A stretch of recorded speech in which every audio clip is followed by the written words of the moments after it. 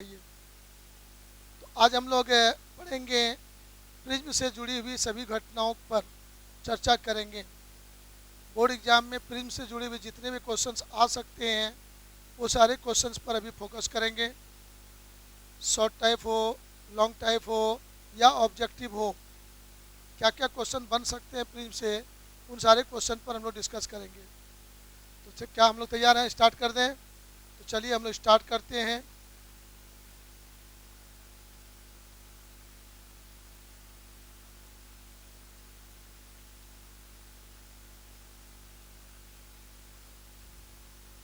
तो आज का जो टॉपिक होगा हमारा डिस्कशन का, प्रिज्म।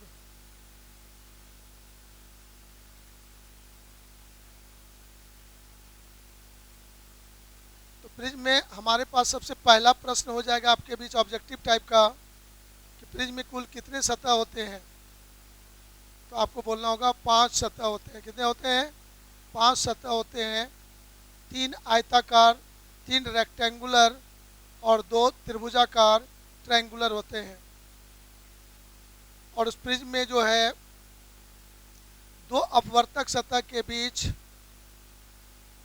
एक माध्यम होता है जो सराउंडिंग के माध्यम से उसका अपवर्तनांक अधिक होता है।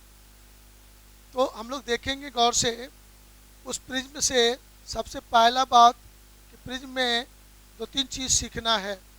यदि कोई प्रिज्म हमारे पास है तो प्रिज्म को हम लोग इस तरह से फिगर में दिखाएंगे। ऐसे बनाते हैं हम लोग ज़रूर। तो प्रिज्म का जो ये कोण होता है उसको ए से डिनोट करेंगे और उसको बोलेंगे एंगल ऑफ प्रिज्म। क्या बोलेंगे उसको? और उसके सामने वाला जो सरफेस होता है इसको हम लोग बोलते हैं base of the prism. Prism का ये बेस कहलाता है। और बाकी ये जो 2 सतह है ये इसको हम लोग फर्स्ट रिफ्रैक्टिंग सरफेस बोलेंगे और इसको सेकेंड रिफ्रैक्टिंग सरफेस बोलेंगे। हिंदी में बोलेंगे इसको पहला अपवर्तक सतह और इसको बोलेंगे दूसरा अपवर्तक सतह। राइट। चलिए अब हम लोग देखते हैं यहाँ पर गौर से। इस फेस, सामने वाले फेस का नाम रख दीजिए ABC। तो हमारा AB और AC 2 अपवर्तक सतह है और उसके बीच का कोण A है। इस A को कहते हैं एंगल ऑफ प्रिज्म। क्या कहते हैं इसको? एंगल ऑफ प्रिज्म बोलते हैं इसको। प्रिज्म का कोण बोलते हैं इसको। प्रिज्म का कोण बोलते हैं या अपवर्तक कोण भी बोलते हैं इसको। प्रिज्म का अपवर्तक कोण भी बोलते हैं, एंगल ऑफ रिफ्लेक्शन भी बोलते हैं, एंगल ऑफ प्रिज्म भी बोलते हैं इसको। ये हमारे किसी प्रिज्म के लिए कांस्टेंट टर्म होता है। और प्रिज्म जो जिस भी सबस्टांस का बना है उसका रिफ्रैक्टिव इंडेक्स μ2 बोल देंगे और इसके सराउंडिंग का जो मीडियम है वो उसका रिफ्रैक्टिव μ1 बोलेंगे। इधर भी इसका μ1 बोलेंगे। इसको हम लोग रेयर मीडियम मानेंगे। क्या मानेंगे? रेयर मीडियम बोलेंगे। इसको कहेंगे मीडियम 1 और इसको कहेंगे मीडियम 2, इसको कहेंगे डेंसर। और इधर हो जाएगा मीडियम 1, ये भी हो जाएगा आपका रेयर मीडियम हो जाएगा आपका। अब इसको यदि एयर मान लें हम लोग, रेयर मीडियम को एयर मान सकते हैं। यह प्रिज्म हवा में है। किस में है? हवा में है यदि, तो μ1 को 1 कहेंगे, μ1 को 1 कहेंगे और ये जिस भी पदार्थ का बना होगा म्यू कहेंगे। तो हमें इस म्यू के लिए भी फार्मूला चाहिए। तो ये प्रिज्म से बेसिक बातें हुआ, 0 लेवल की बातें हुआ, इसको हम लोग सुन लिए। अब इसमें हमको पढ़ना क्या क्या है। तो सबसे पहले हम लोग इस प्रिज्म से रिलेटेड क्वेश्चन को जरा दिमाग में सेट करें। इसमें पढ़ना हम लोग को क्या क्या है। तो प्रिज्म में हम लोगों को पढ़ना है सबसे पहले रिफ्रैक्शन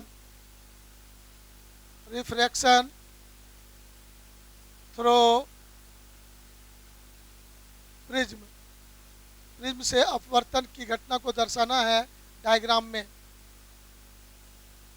प्रिज्म से अपवर्तन, प्रकाश के अपवर्तन को दर्शाना है डायग्राम में। उसके बाद इसमें हम लोग को देखना है कि विचलन कोण, angle of deviation, angle of deviation,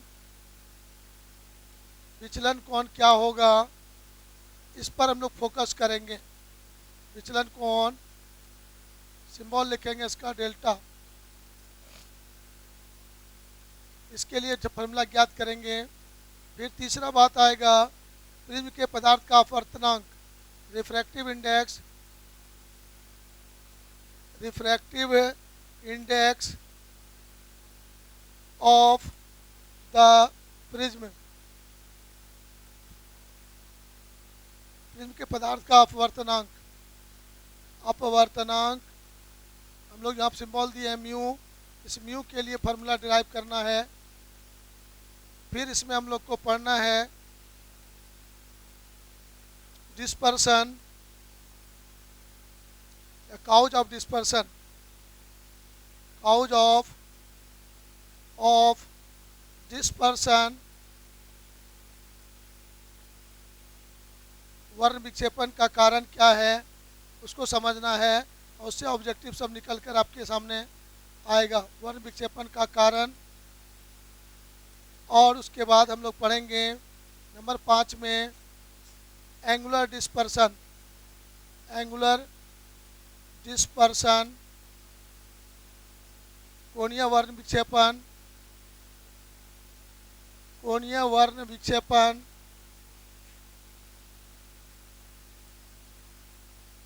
और फिर 6 नंबर में पढ़ना है डिस्पर्सिव पावर, डिस्पर्सिव पावर, वर्ण विक्षेपण क्षमता क्या कहते हैं इसको, वर्ण विक्षेपण क्षमता, इसको पढ़ेंगे। इसका सिंबल लेते हैं थीटा, का मान क्या होगा, इसका होता है ओमेगा बराबर क्या होगा। और तब हम लोग 7 नंबर में इसमें पढ़ेंगे, 7 नंबर में पढ़ेंगे हम लोग इसके यहाँ पर combination of prism, combination of prism, प्रिज्मों का संयोजन, प्रिज्मों का संयोजन पढ़ेंगे। तो ये सब मैंने आपको टारगेट दिया। आज की क्लास में हम लोगों को कंप्लीट रूप से इतनी सारी बातों को पढ़ लेनी है, और इन सारी बातों को यदि मैं पढ़ लेता हूँ तो एनी हाउ बोर्ड एग्जाम में 8 से 10 नंबर फिक्स्ड हो जाएगा। समझ में आया कुछ आपको? मतलब आज का क्लास कंप्लीट रूप से आप कर लेते हैं ईमानदारी से, तो आपके अंदर बोर्ड एग्जाम में 8 से 10 नंबर लाने की क्षमता उत्पन्न हो जाएगी। तो चलिए हम लोग ज़रूर तैयार करेंगे। एक पॉइंट इसमें और पढ़ना है, रेनबो। क्या पढ़ना है? रेनबो, इंद्रधनुष, इंद्रधनुष, रेनबो हम लोग को पढ़ना है। यहाँ पर तैयार हो जाइए। तो हम लोग तैयार हो गए, अब स्टेप बाय स्टेप शुरू कर देते हैं। तो चलिए बाबू लोग, पहला पॉइंट हम लोग प्रिज्म से अपवर्तन को समझना चाहेंगे। तो सबसे पहले हम लोग एक प्रिज्म के बारे में कल्पना करते हैं। एकदम कंसंट्रेट हो जाइए, पूरा मन लगा के तैयार हो जाइए आप लोग। ज़रा सा भी इधर उधर डिसकंटिन्यू नहीं होंगे, एकदम कंटिन्यू जुड़े रहेंगे। लंबी क्लास होगी, पहले बोल चुके हैं, कम से कम 2 घंटा ये क्लास चलना है, और पूरा एक एक बात को सीख के घर जाना है। ये घर में तो है हैं, जाना कहीं नहीं है। हाँ, जो बच्चे भागलपुर शहर में हैं उनको भले रूम जाना है, जो घरे में है तो घर में रहबे किए। तो चलिए आइए, इस प्रिज्म के पदार्थ का अपवर्तनांक μ2 को म्यू मानते हैं। इसका फार्मूला हम लोग डिराइव करने वाले हैं, और इसके सराउंडिंग का मीडियम 1 बोलते हैं, एयर मान लेते हैं इसको, और इसका μ1 बराबर 1 मान लेंगे, और इधर भी मीडियम 1 होगा, और एयर यदि मानते हैं तो इसका भी μ1 = 1 बोलेंगे। अब यहाँ पर अपवर्तन को दिखाना है, किसी भी प्रिज्म से प्रकाश किरण का अपवर्तन कैसे होता है उसको देखना है हम लोगों को। तो इस प्रिज्म पर हम लोग कोई एक सोर्स ऑफ लाइट लेते हैं, और यहाँ से एक लाइट को इंसिडेंट कराते हैं। ये लाइट एक्चुअली सीधी रेखा में गमन करना चाहता है और ये सीधी रेखा में गमन करना चाहेगा, लेकिन ये प्रिज्म जिसको सीधी रेखा में जाने नहीं देगा, यहाँ से मोड़ेगा। तो मोड़ते समय हमको देखना है कि वो क्यों इधर मुड़ा, मैंने इसको इधर मोड़ा, उधर क्यों नहीं मोड़ दिया। तो यहाँ पर होता है, नियम है कि सर नॉर्मल लाइन का कल्पना करेंगे। यहाँ पर एक नॉर्मल लाइन का कल्पना किया मैंने, ये हमारा एक इस सतह पर नॉर्मल लाइन दिखाया गया। तो सबको पता है कि यहाँ पर जो एंगल बना वो एंगल को आई से डिनोट करेंगे और कहेंगे एंगल ऑफ इंसिडेंस। क्या कहेंगे? एंगल ऑफ इंसिडेंस, हिंदी में कहते हैं आपतन कोण। अब लाइट रे को सीधा जाना था, सीधा नहीं गया, वो कुछ कोण से मुड़ गया। तो जितने कोण से मुड़ा वो डेल्टा 1 बोलेंगे। क्या बोलेंगे? डेल्टा 1 इसीलिए बोलेंगे, फर्स्ट सरफेस, प्रिज्म का जो फर्स्ट अपवर्तक सतह है वह फर्स्ट सरफेस इसको मोड़ता है, इसलिए यहाँ पर डेविएशन जो कहेंगे, विचलन कोण जो कहेंगे, डेल्टा 1 कोण से मोड़ा फर्स्ट सरफेस डेल्टा 1। और ये जो कोण आपको यहाँ बन रहा है ये अपवर्तन कोण फर्स्ट सरफेस के लिए R1 बोलेंगे। क्या बोलेंगे? इसको R1 बोलेंगे। अब देखेंगे गौर से, ये लाइट यहाँ पर आया और यहाँ पर फिर इस सतह पर एक नॉर्मल लाइन का कल्पना कीजिए। ये दूसरे सतह के लिए नॉर्मल लाइन हो गया और अब ये लाइट रे एक्चुअली एकदम सीधी रेखा में जाना पसंद करता, लेकिन जा नहीं पाएगा। अब डेंसर से लाइट रेयर में जाएगा, सघन से विरल में जाएगा, तो नॉर्मल से दूर जाएगा, अवे फ्रॉम द नॉर्मल दूर जाएगा। तो यहाँ से लाइट तुम्हारा इस दिशा में मुड़कर चला गया।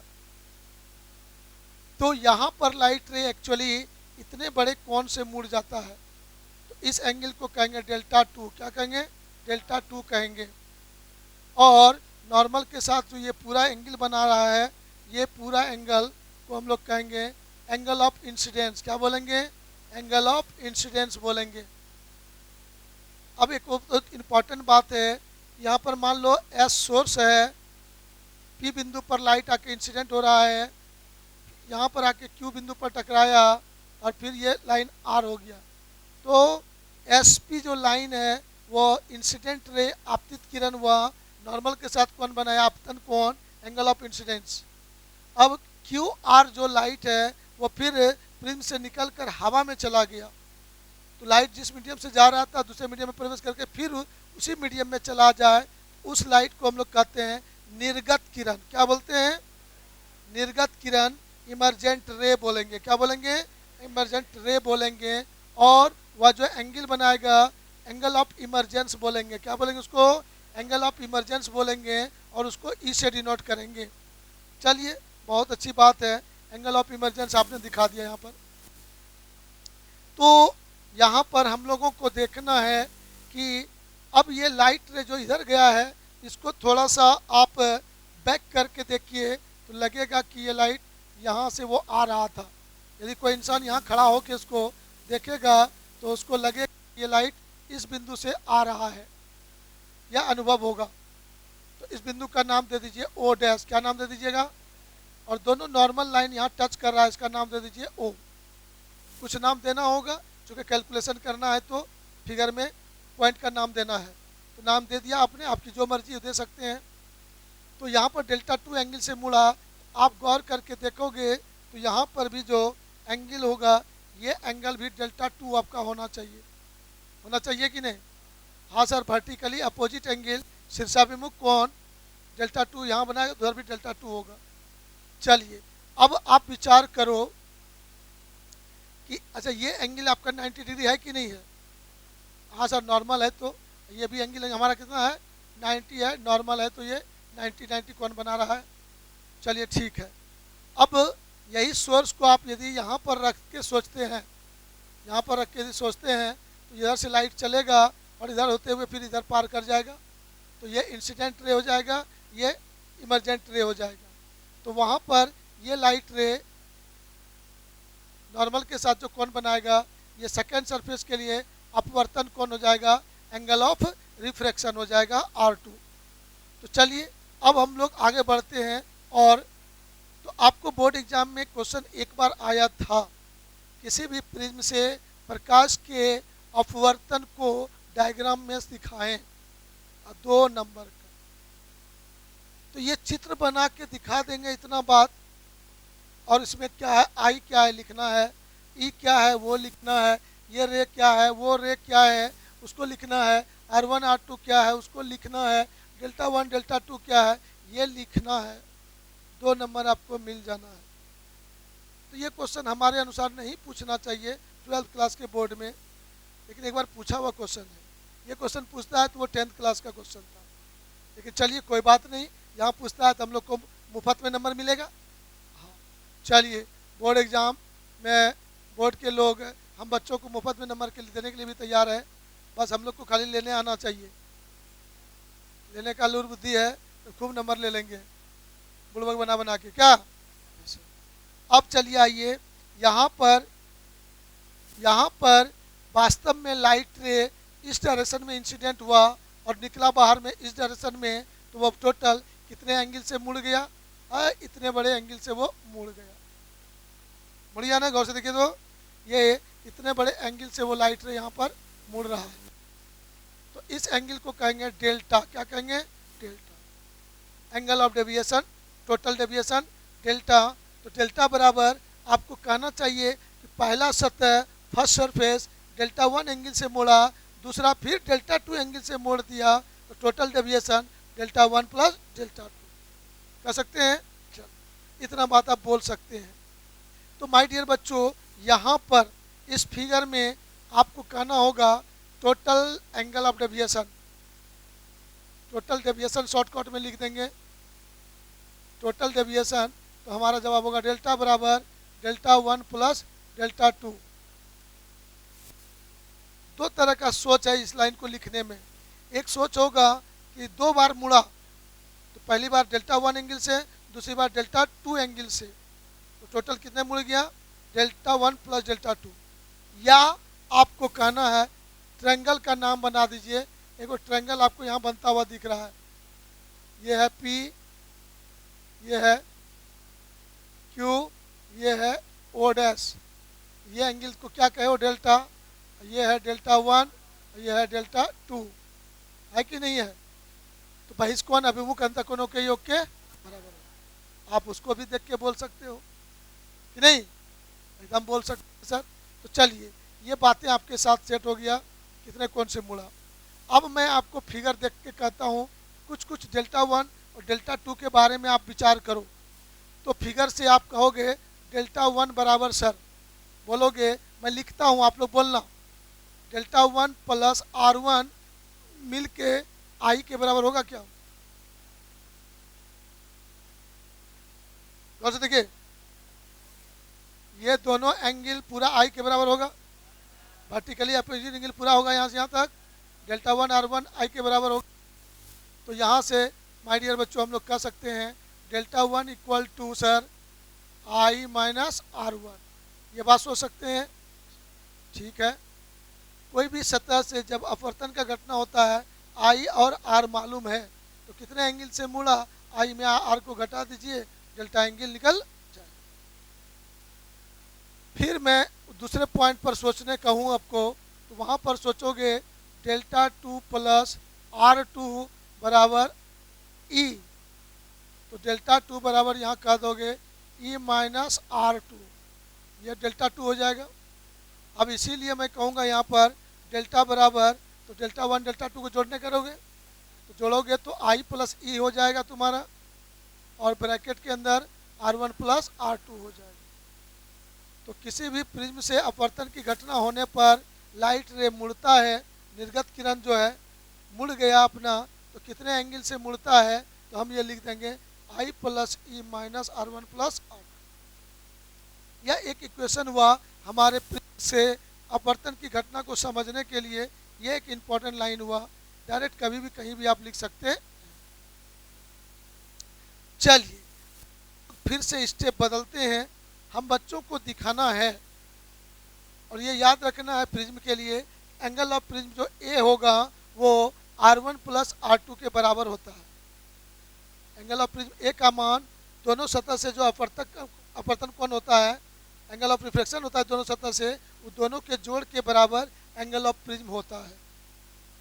ये लाइन याद भी रखना है और उसको मैं दिखा भी रहा हूँ रफली, जल्दी से देखिए। अब देखो गौर से, एक छोटा सा चीज़ यहाँ पर एक एंगल बनता हुआ नज़र आता है। यहाँ पर एक एंगल बन रहा है ओ बिंदु पर, इसको आप अपने मन से एक्स मान लो, कोई दिक्कत। इस एंगल को मैं नहीं जानता हूँ कि कितना बड़ा एंगल है, माना कि एक्स, मान सकते हैं कि नहीं? हाँ मान लीजिए ना सर, अपनी मर्जी है, अपनी राज है, जो मानना है मान लेंगे। चलिए, तो मैं कहूँगा कि ट्रायंगल का नाम लेता हूँ पी ओ क्यू, एक ट्रायंगल है। इस ट्रायंगल में मैं कहूँगा R1 plus X plus R2 equal to 180 degree. जल्दी बोलो, तो बोल दोगे आप लोग? तो जैसे ये बोलोगे तो सर हमारे पास x बराबर निकल जाएगा 180 R1 प्लस R2। जल्दी बोलिए हाँ। तो तुमने x माना था और उसे x को खोज लिया। चलिए, बहुत सुंदर बात। अब हमें रिश्ता जोड़ना है, R1 R2 का रिश्ता a से जोड़ना है। तो उसके लिए जहाँ पर एंगल ऑफ a है वो लीजिए और x भी लीजिए, R1 R2 सब उसके अंदर आ जाए। तो उसके लिए हमको एक चतुर्भुज लेना पड़ेगा यहाँ पर, और चतुर्भुज हो जाएगा ए पी ओ क्यू। इस चतुर्भुज में, क्वाड्रिलेटरल में हम लोग विचार करें तो चार कोण होता है कि नहीं? उस चारों कोणों का योग 360 होता है। उस चारों कोणों का योग 360 होता है। तो मैं यहाँ पर कहूँगा सर a प्लस 90 प्लस 90 बराबर 360। इस सर चित्र में दिखाइए सर, हम लोग हेरा गए, किधर हुआ? नहीं हेराए आप लोग? हाँ नहीं हेराए तो आइए फिर से। सर P, ये पूरा कोण यहाँ से यहाँ 90 होगा और ये पूरा कोण 90 होगा आपका, देखो तो। यस सर, इसको क्या माने हो? x, 90 plus X plus 90 plus a बराबर 360 होगा। अब ये 90 जाकर उधर घट जाएगा तो 180 बचेगा। तो मैं यहाँ पर से लिख सकता हूँ a बराबर गुरुजी 180 माइनस x, और उस x का बैठा दोगे तो 180 माइनस 180 खत्म हो जाएगा, अब माइनस माइनस मिलकर प्लस हो जाएगा। तो ये जाएगा a बराबर तुम्हारा हो जाएगा R1 प्लस R2। तो ये प्रूफ हो गया, और हम जब चाहें डायरेक्ट इसको लिख सकते हैं कभी भी, किसी वक्त। अब आप लोग प्यार से यहाँ देखो गौर से कि सर डेल्टा बराबर आपने देखा था I प्लस ई माइनस इतना, तो R प्लस R2 को हटा के a लिख सकते हैं नहीं? तो सर चलिए, चूँकि ये R1 R2 जो होता है वो अंदर की घटना होती है, अंदर हमको कुछ लोग को दिखता उगता है। एंगल ऑफ प्रिज्म कितना है वो प्रिज्म के लिए मालूम रहता है, कितने एंगल पर लाइट को इंसिडेंट कराओगे आई मालूम रहेगा, कितने एंगल से बाहर निकलेगा वो दिखाई पड़ेगा। अंदर का घटना क्या हो रहा है वो अंदर में होता है, इसीलिए उस अंदर का रिलेशन बाहर वाले से जोड़ लेते हैं, तब पता चल जाता है, राइट। तो अब यहाँ पर से हटा देंगे, from equation 1 angle of deviation delta बराबर I प्लस ई हो जाएगा, कंफर्म हो जाएगा, इसमें कोई डाउट नहीं। तो चलिए, ये बातें आपका हो गया। इक्वेशन नंबर 3 का के छोड़ दीजिए आप इसको। तो किसी भी प्रिज्म से अपवर्तन की घटना जब होती है तो लाइट रे डेविएट होते हैं, विचलित होते हैं, निर्गत किरण एंगल ऑफ इंसिडेंस के साथ कुछ एंगल बनाता है, और वो एंगल डेल्टा हुआ, और डेल्टा बराबर हो गया I plus E minus A. तो दो रिलेशन आपको डायरेक्ट याद रखना है, a बराबर R1 प्लस R2 और डेल्टा बराबर I प्लस ई माइनस ए। छोटे छोटे ऑब्जेक्टिव भी आपको पूछ दिया करेगा। अब देखिए ऑब्जेक्टिव यहाँ क्या पूछ सकता है आपसे, आपसे पूछ देगा कि एक प्रिज्म है जिसका एंगल ऑफ प्रिज्म है 60 डिग्री है, और फर्स्ट सतह से अपवर्तन का कोण 32 डिग्री है, तो सेकंड सतह से अपवर्तन का कोण कितना होगा?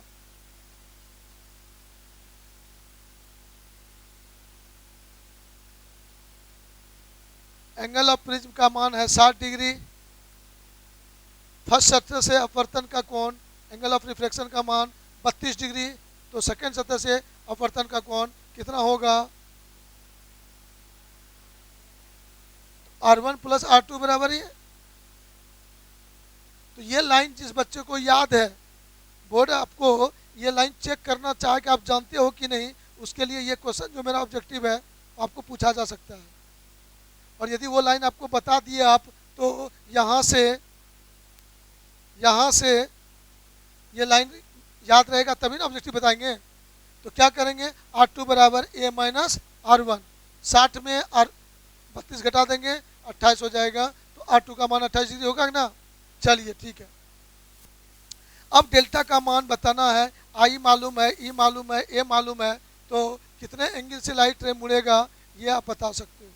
तो चलिए, ये हुआ किसी भी प्रिज्म से अपवर्तन के लिए डायग्राम, और उस अपवर्तन में लाइट रे कितने एंगल से मुड़ा, एंगल ऑफ डेविएशन कितना होगा, उसके लिए प्रॉपर फार्मूला ये हुआ। अब कुछ बातें ऐसे हैं कि कोई भी प्रिज्म है तो उसमें मिनिमम डेविएशन, प्रिज्म से न्यूनतम विचलन होने के लिए क्या कंडीशन होता है, वो हो सकता है 2 नंबर का अलग से पूछ सकता है। जैसे क्वेश्चन बोले थे कि पूर्ण आंतरिक परावर्तन के लिए शर्त को लिखें, 2 नंबर का आ जाता है। उसी तरह से कह देगा कि किसी भी प्रिज्म से मिनिमम डेविएशन के लिए, न्यूनतम विचलन के लिए क्या शर्त है। तो आप लोग देखो गौर से, यदि तुम लोग इस I को बदलोगे तो R1 बदलेगा कि नहीं, कंफर्म। तो R1 किसी खास I के लिए R1 ऐसा बनना चाहिए जिससे कि ये जो प्रिज्म के अंदर जो लाइट रे है PQ, वह PQ लाइट बेस के पैरेलल हो। क्या हो, तो क्या वो बेस के पैरेलल हमेशा हो जाएगा? नहीं सर, किसी खास I के लिए वो पैरेलल होगा। मतलब कहता है मिनिमम डेविएशन कराने के लिए PQ लाइन पैरेलल होगा किसके, BC की, राइट। एक शर्त हुआ। और वैसे स्थिति में I का वैल्यू E के बराबर होना चाहिए। क्या होना चाहिए? I का वैल्यू E के बराबर, मतलब वर्ड में लिखना होगा उसको। तो I को वर्ड में लिखने आपको आता है ना, तो क्या लिखिएगा, I को एंगल ऑफ इंसिडेंस, हिंदी में आपतन कोण, एंगल ऑफ इमरजेंस, निर्गत कोण आपस में बराबर होना चाहिए। भाषा में लिख दिया, 2 लाइन पॉइंट हो गया। तीसरा पॉइंट इसमें क्या बनेगा, इसमें तीसरा पॉइंट बनेगा R1 must be equal to R2। भाषा में इसको बोलना है, फर्स्ट सरफेस से अपवर्तन कोण और सेकंड सरफेस से अपवर्तन कोण आपस में बराबर होना चाहिए, तभी किसी प्रिज्म से जो ये डेल्टा हो रहा है, वो विचलन हो रहा है, वो मिनिमम होता। तो ये शर्त आपको पूछा जा सकता है। चलिए, बार बार फिगर को हमको लाके समझाना पड़ेगा। तो चलिए, फिगर एक बार हो गया, अब उसको हम लोग चलते रहेंगे, करते रहेंगे। यहाँ पर आपको conditions for minimum deviation,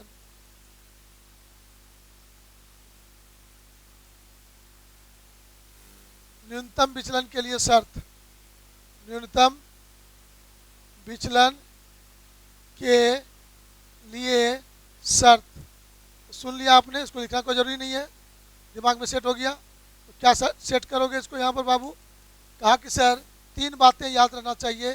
prism के अंदर जो लाइट रे है वो PQ light ray parallel to base BC। अब फिगर बना रहेगा तब ना PQ और BC लिखिएगा, फिगर नहीं है, भाषा में लिखना आपको। इस लाइन को भाषा में क्या लिखोगे आप लोग? Light ray inside the prism is parallel to the base.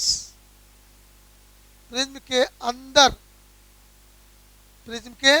अंदर प्रकाश किरण प्रिज्म के आधार के समांतर होना चाहिए, भाषा में। दूसरी बातें यहाँ पर सेट करोगे आप लोग, angle I equal to angle E। और तीसरा है कि angle R1 equal to angle R2। तब यहाँ पर जो डेविएशन होगा डेल्टा का मान डेल्टा मिनिमम होगा। डेल्टा मिनिमम को शॉर्ट में डेल्टा M लिख देंगे, समझ जाइएगा मिनिमम डेविएशन। अब हमारे पास प्रश्न आता है, आपके पास जो प्रश्न आएगा यहाँ पर कि sir find expression for find expression for mu,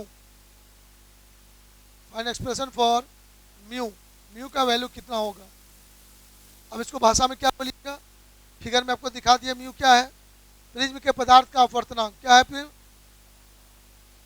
तो कहेगा कि मिनिमम डेविएशन के लिए केस में प्रिज्म के पदार्थ का अपवर्तनांक के लिए व्यंजक प्राप्त करें। ये क्वेश्चन 5 नंबर आ सकता। हाँ, अब प्रिज्म में 5 नंबर का 2 क्वेश्चन सेट कर लीजिए खोपड़ी में। पहले प्रिज्म का है वो, अब देखते हो बच्चा लोग कहाँ है। हाँ ठीक है, आ जाए, जो किया किया, बहुत अच्छा बात। सुनो गौर से, लेंस के बारे में बात यहाँ नहीं कर रहे हैं, यहाँ बात किसका कर रहे हैं, प्रिज्म का। मैं बोला अभी आपको कि पूरे ऑप्टिक्स में 6 को क्वेश्चन पर दिमाग कंसंट्रेट करना है लॉन्ग क्वेश्चन के लिए। 2 क्वेश्चन है अपवर्तन सूत्र और lens maker formula, mu two by V minus mu one by U बराबर mu two minus mu one by R, इसका प्रूफ, या lens maker formula 1 by F equal to 1 mu two minus 1 into 1 by R one minus 1 by R two, वो 2 में से एक। चले ये lens को छोड़ दीजिए, आ जाइए प्रिज्म में। प्रिज्म में अभी जो लिखने वाले थे, ये म्यू का formula mu equal to sine A plus delta minimum by 2 by sine A by 2। इस फार्मूले का प्रूफ आपको 5 नंबर का आ सकता है, क्योंकि बोर्ड में 2 बार आया हुआ है। अब इसको 2 बार पूछा जा चुका है, और पूछा भी जा सकता है 2 तरह से। डायरेक्ट लिख देगा प्रिज्म के पदार्थ का अपवर्तनांक म्यू बराबर इतना प्रूफ करें, या लिखेगा कि किसी भी प्रिज्म से मिनिमम डेविएशन के लिए प्रिज्म के पदार्थ का अपवर्तनांक का व्यंजक प्राप्त करें। क्वेश्चन लैंग्वेज में भी रहेगा, क्वेश्चन सिंबल में भी रह सकता है। 5 नंबर हो गया एक क्वेश्चन। दूसरा क्वेश्चन प्रिज्म से लॉन्ग क्वेश्चन बनेगा, कॉम्बिनेशन ऑफ प्रिज्म, 2 प्रिज्मों का संयोजन, dispersion without deviation, deviation without dispersion. सुना आपने गौर से, क्योंकि पिछले सेशन में लेंस का कॉम्बिनेशन पूछ दिया है। कैसे सोचा जाता है ये सोचो, सीखो कि ऑप्टिक्स में कॉम्बिनेशन 2 ठो पढ़ना है, लेंस का कॉम्बिनेशन और प्रिज्म का कॉम्बिनेशन। लेंस का कॉम्बिनेशन से क्वेश्चन 5 नंबर पूछ दिया, तो प्रिज्म का कॉम्बिनेशन हमारे लिए इंपॉर्टेंट हो गया। प्रिज्म का क्वेश्चन ही इंपॉर्टेंट हो गया, इसीलिए शुरू में बोला था 8 से 10 नंबर आपको क्वेश्चन प्रिज्म से फंसे। इसीलिए आज संडे का क्लास इंपॉर्टेंट है। आप लोगों को मैसेज कर जाया था, तो फिर भी कुछ लोग नहीं जगता। कत्ता रोजे एक के काम, रोजे आओ पढ़ो, माथा खराब, रोजे इंपॉर्टेंट पढ़ रहे, तो कत्ता इंपॉर्टेंट पढ़ेंगे। चलिए ठीक है, मुझे पता है कि जाना कहाँ है। 60% मार्क्स लेके संतुष्ट होना है, 95 से आगे बढ़ना है। यदि वहां जाना है तो एक एक क्षण सदुपयोग करना होगा, और यदि वहां नहीं जाना है, 60% में रहना है, तो कोई बात नहीं, जितना ठंडा सी यानी जितना सो सकते हैं चलेगा। क्यों जानते हो, सिर्फ ऑब्जर्व हो जाए। और क्या, एक बात और, अब प्रैक्टिकल में 28 नंबर आ जाए।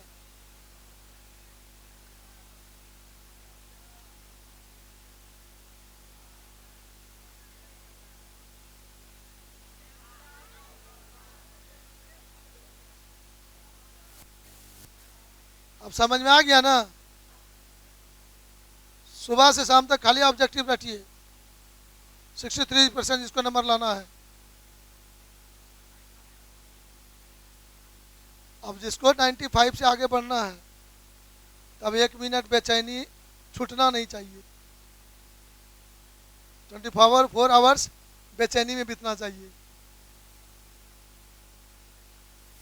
अब बेचैनी भी दो तरह का होता है।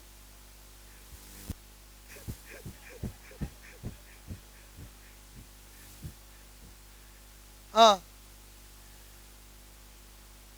चलिए नंबर जोड़ के दिखा दिया आपको, लेकिन उसको मन से निकाल दीजिए, उस पर भरोसा नहीं करना है। आइए, अब हमें इस बात को प्रूफ करना है गुरुजी। और दूसरा बोला था combination of prism, highlighted point. वहां पूछा क्या जाता है कि किसी भी प्रिज्म से लाइट को जब इंसिडेंट कराएंगे तो उस प्रिज्म में दो तरह की घटनाएं एक साथ होती है, विचलन डेविएशन और डिस्पर्सन वर्ण विक्षेपण। दोनों घटना किसी प्रिज्म से एक साथ होती है, और दोनों में से कोई एक घटना प्राप्त करना है तभी प्रिज्म को कंबाइन किया जाता है। तो पूछेगा विचलन नहीं होने के लिए जो शर्त है शर्त प्राप्त करें, वर्ण विक्षेपण नहीं होने का जो शर्त है शर्त प्राप्त करें। ये दो क्वेश्चन बना वहां पर कॉम्बिनेशन ऑफ प्रिज्म में। दोनों का सोचने का तरीका सेम। अभी हम वहां पहुंचा रहे हैं आपको, बस कर लीजिए 5 नंबर फिक्स, देखा जाएगा। आइए पहले ये 5 नंबर को फरिया लें। अब इस बात को प्रूफ करना है तो सर हम चाहें तो थोड़ा लंबा भी कर सकते हैं, शॉर्ट में भी अपना काम निकाल सकते हैं। तो शॉर्ट में कैसे काम निकालेंगे ध्यान दीजिएगा। नहीं, नंबर नहीं करेगा। उसको करने के लिए आप ये दो इक्वेशन को डायरेक्ट यूज करना।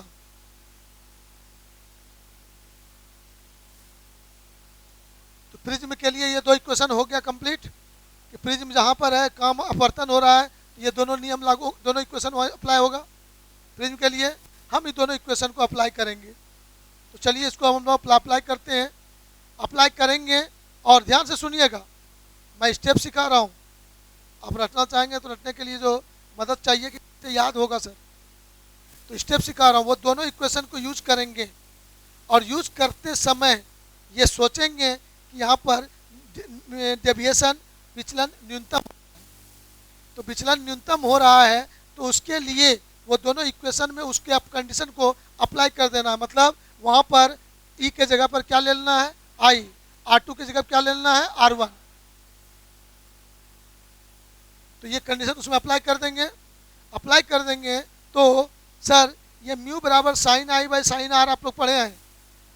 तो आई बाई आर, आई और आर, आई ढूंढना है मिनिमम डेविएशन का कंडीशन लगा के, कंडीशन लगा के आर ढूंढना है, और आई आर का मान पुट कर फॉर्मूला प्रूफ हो गया। 2 लाइन का बात है। राइट राइट, समझ में आया? देखिए कैसे 5 नंबर के लाइक बना।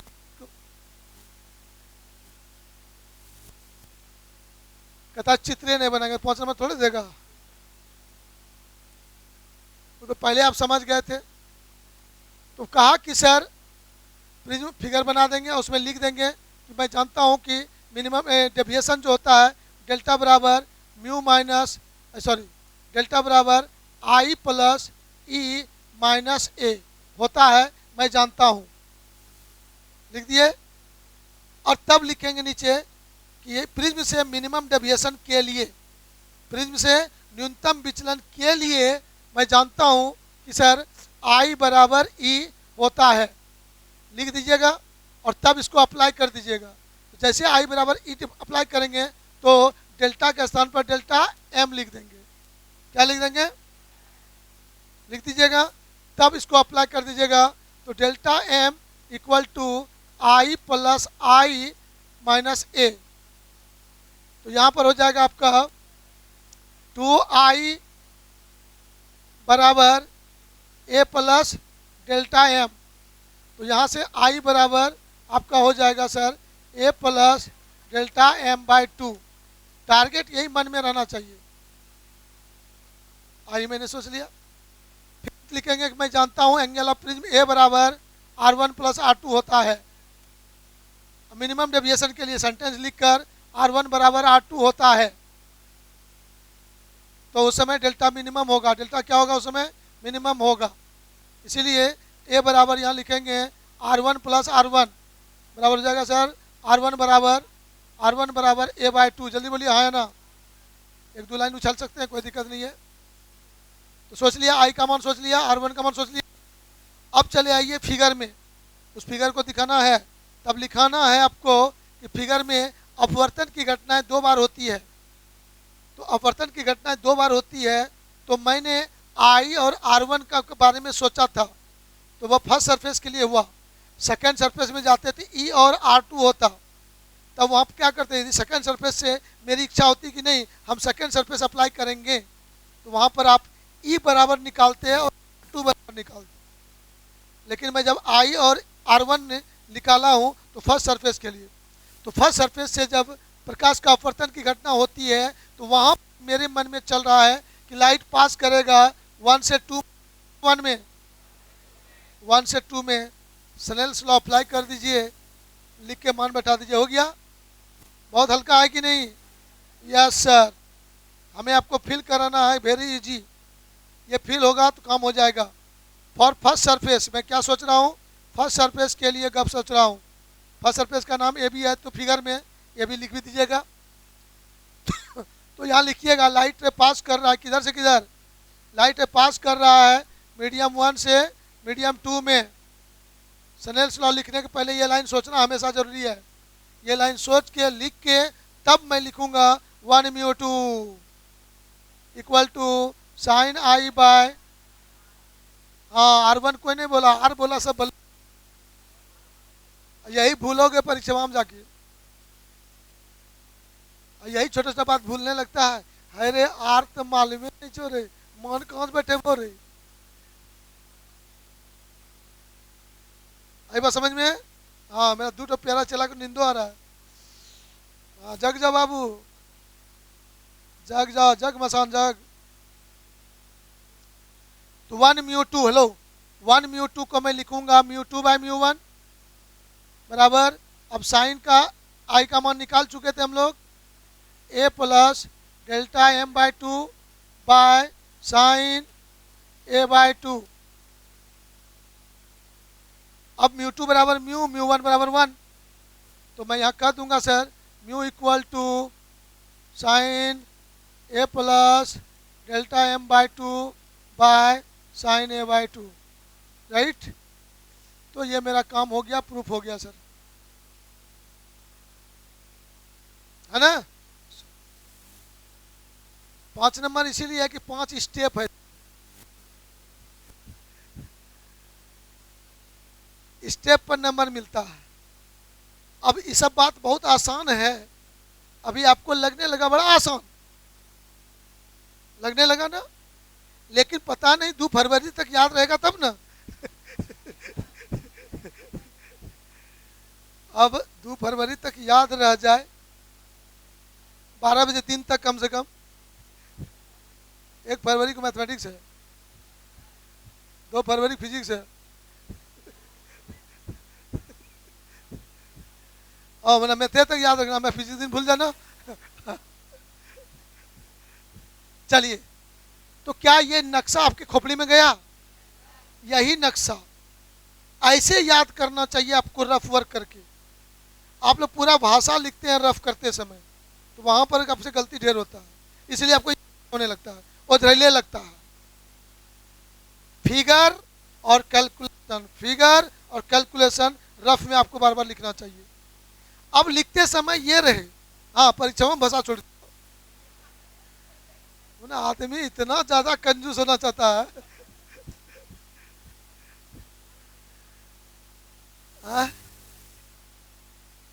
हाँ, अच्छा ये नहीं लिखोगे कि डेल्टा कौन सी है तुम्हारा? ओ कदा टीचर को बताने है कौन सी है? चलिए ठीक है, टीचर तो के पास तो सब चीज मालूम है, लेकिन आपको उनसे लेना ना है, लेना है तो बुढ़बक बना के लेना है। चलिए आगे बढ़ूं सर, ये क्वेश्चन कंप्लीट हो गया। अब इसमें से हमारे पास आता है, हेलो, प्रकाश के वर्ण विक्षेपण की घटना का व्याख्या। डिस्पर्सन ऑफ लाइट का काउच। ये नहीं पूछना चाहिए बोर्ड एग्जाम में कि प्रकाश का वर्ण विक्षेपण क्या है, ये नहीं पूछना चाहिए। पता नहीं पूछ दे अलग बात है। आप लोगों के लिए स्टैंडर्ड क्वेश्चन होगा कि वर्ण विक्षेपण के कारण को समझाएं, cause of dispersion of light. तो उसके लिए एक इक्वेशन आता है तुम्हारे पास, delta equal to mu minus 1 into ए।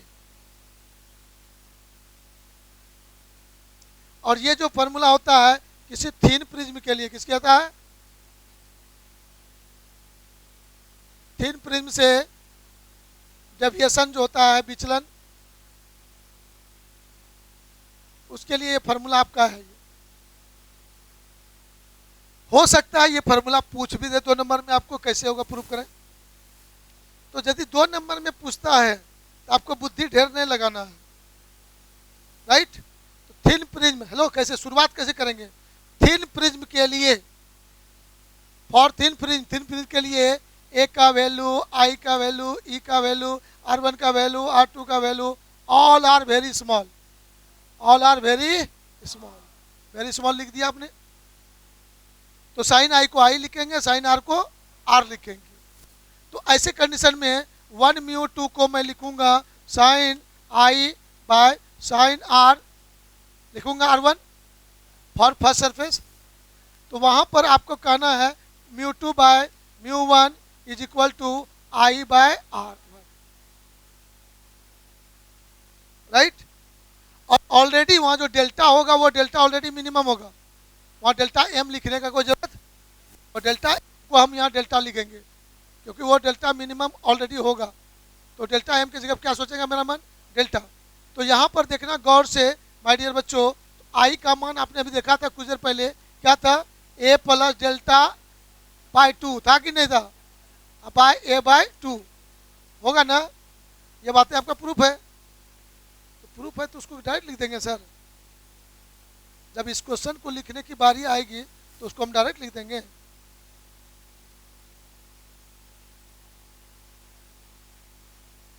दो नंबर में आएगा ना तो आप जानते हो, तब यहां पर ही लिख देना डायरेक्ट।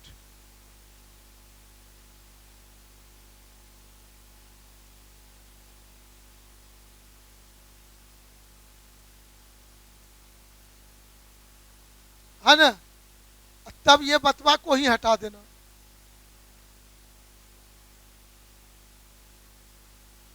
समझ गए बात को? जड़ेगा, प्रॉब्लम है सॉल्व।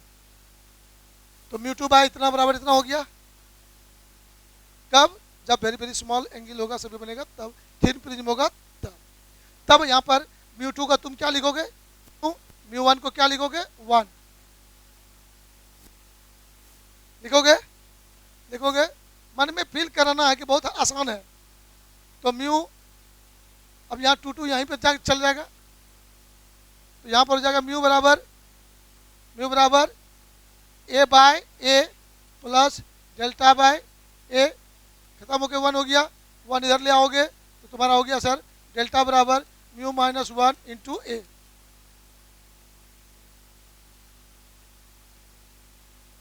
क्लियर? सेट हुआ मन में? बहुत आसानी से हम लोग इसको कर लेते हैं। 2 नंबर के लायक इतना लिखना बहुत सफिशिएंट हो गया। अब चले आइए गौर से, सर किसी भी लाइट का जो डेविएशन होगा किसी प्रिज्म से, वह डिपेंड किस पे करेगा? ये लाइन हमको क्या सिखा रहा है? म्यू पर। किस पे डिपेंड करेगा? और एंगल ऑफ प्रिज्म ए के लिए, तो किसी भी प्रिज्म का जो एंगल ऑफ प्रिज्म है वह ना बढ़ सकता है ना, किसी भी परिस्थिति में वह ए नहीं बदलेगा। हाँ, अब दूसरा प्रिज्म ले लेंगे तब तो कोई बातें नहीं है। एक ही प्रिज्म लेके एक्सपेरिमेंट करेंगे, ए हमारा कांस्टेंट होगा, राइट। ये क्या होगा मेरा? ए कांस्टेंट है। अब डेल्टा का मान मतलब कहते हैं म्यू पर डिपेंड करेगा। और अब इस म्यू का गप करें हम लोग डिस्पर्सन के लिए, वर्ण विक्षेपण की घटना के लिए। सारे बच्चे हम लोग 10th क्लास से देखते आ रहे हैं कि व्हाइट लाइट श्वेत प्रकाश को प्रिज्म पे इंसिडेंट कराते हैं तो वो 7 कलर में बढ़ जाता है। अपने कंस्टिट्यूट कलर जो होता है, कंपोनेंट कलर जो होता है, उसमें वो बढ़ जाता है। बढ़ जाता है का मतलब सभी का डेल्टा का मान अलग अलग होता है। सभी के लिए डेल्टा मान ही क्या होता है, अलग अलग हो जाता है।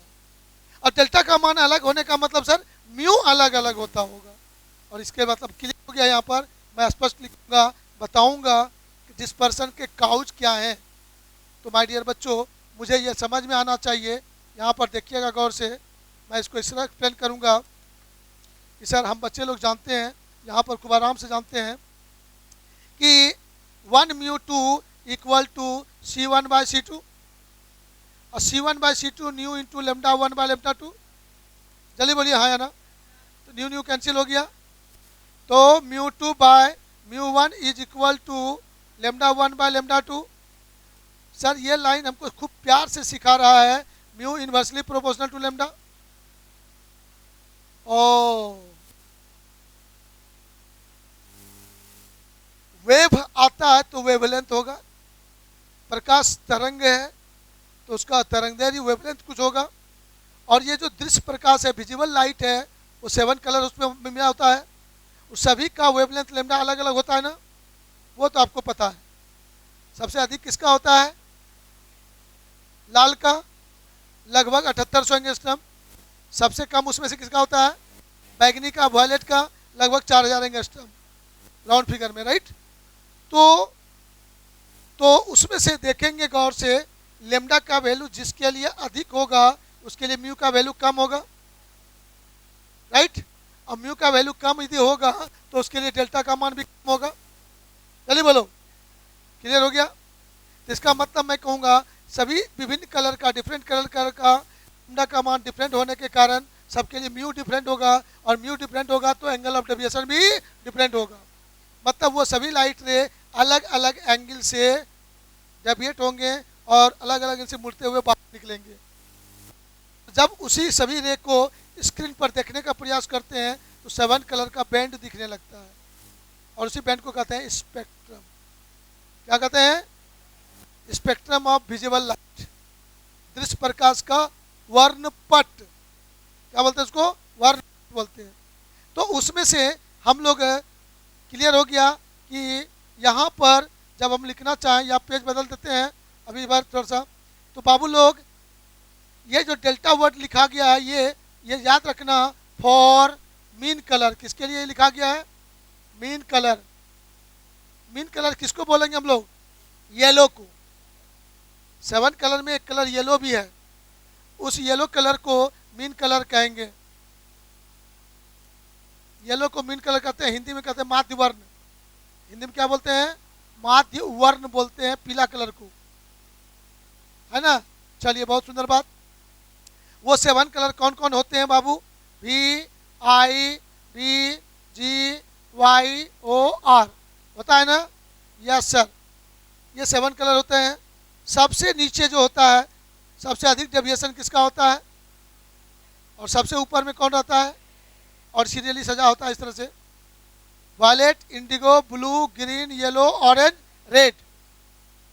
तो इसके लिए लेम्डा का वैल्यू सबसे छोटा, लेम्डा भी, ये लगभग 4000 एंगस्ट्रम, 4000 एंगस्ट्रम, 3900 कुछ होता है, तो राउंड फिगर में 4000 एंगस्ट्रम लिखते हैं हम लोग।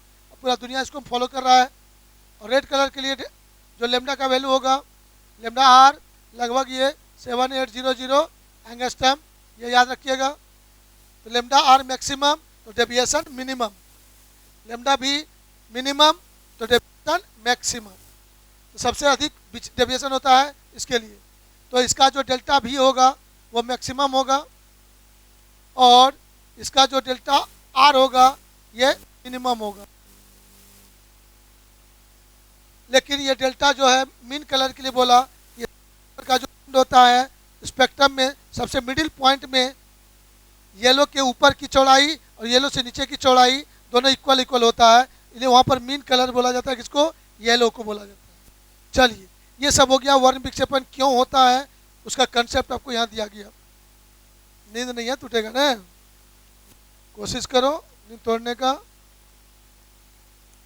चलिए, अब देखेंगे गौर से रेड कलर के लिए एंगल ऑफ डेविएशन। तो रेड कलर के लिए डेल्टा आर बराबर लिखेंगे म्यू आर -1 इंटू ए, ये लिखेंगे सर। वायलेट कलर के लिए डेविएशन डेल्टा भी बराबर म्यू भी -1 इंटू ए। ये हो गया रेड कलर के लिए और ये हो गया वायलेट कलर के लिए।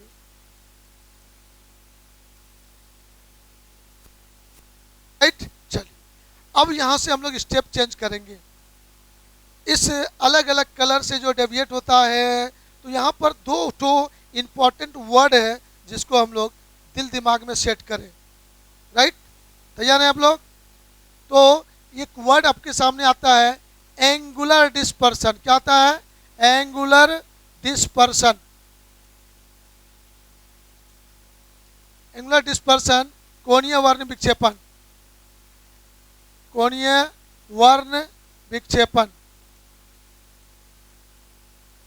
बाबू लोग थोड़ा सा विचार करना, प्यार से सीखिएगा, गौर से, बहुत इंपॉर्टेंट सब पॉइंट है ये। इसको थीटा से डिनोट करेंगे हम लोग।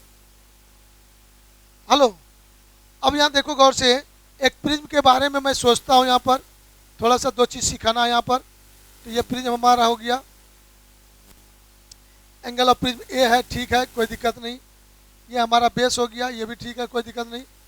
इसके पदार्थ का अपवर्तनांक म्यू है, ठीक है। सर यहाँ पर एक व्हाइट लाइट को इंसिडेंट कराते हैं। ये व्हाइट लाइट सीधी रेखा में गमन करना पसंद करेगा, लेकिन यहां से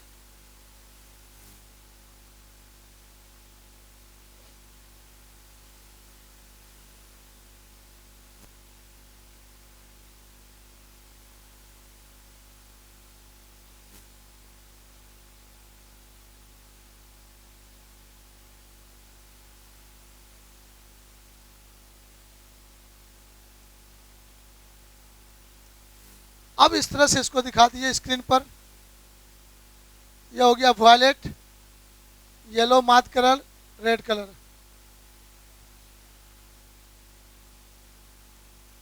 लेला सब है क्या?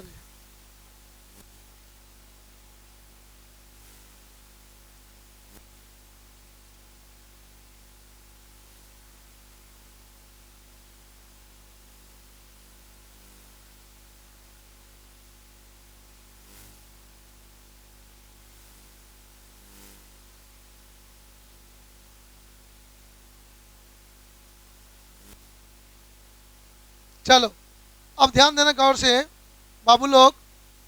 यहाँ पर हम लोग देखना चाहेंगे कि सर इस रेड को थोड़ा पीछे करिए और ये वायलेट को थोड़ा पीछे कीजिए।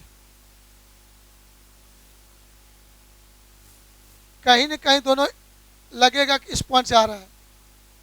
कोई इंसान यदि यहाँ खड़ा होकर उसको देखे तो यहाँ पर उसको कुछ एंगल बनता हुआ नजर आएगा।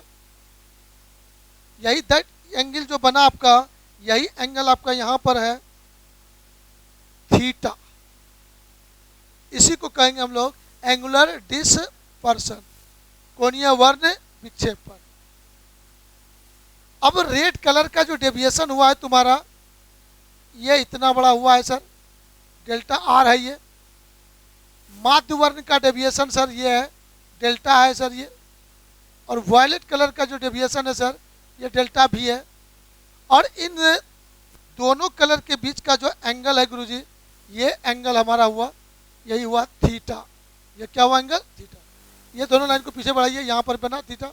ये पॉइंट कुछ ना कुछ दर्शा दीजिए, जो भी दिखाना दिखाइए।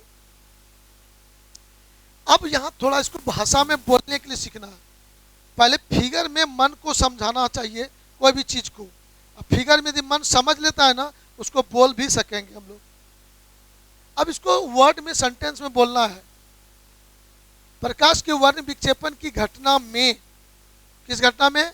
प्रकाश के वर्ण विक्षेपण की घटना में two extreme colour, two extreme colour मतलब बहुत सारे चीजों का लाइन का या कोई चीज का झुंड है, तो सबसे आगे और सबसे पीछे एक्सट्रीम बोलेंगे उसको, उसके बीच में जो भी हो।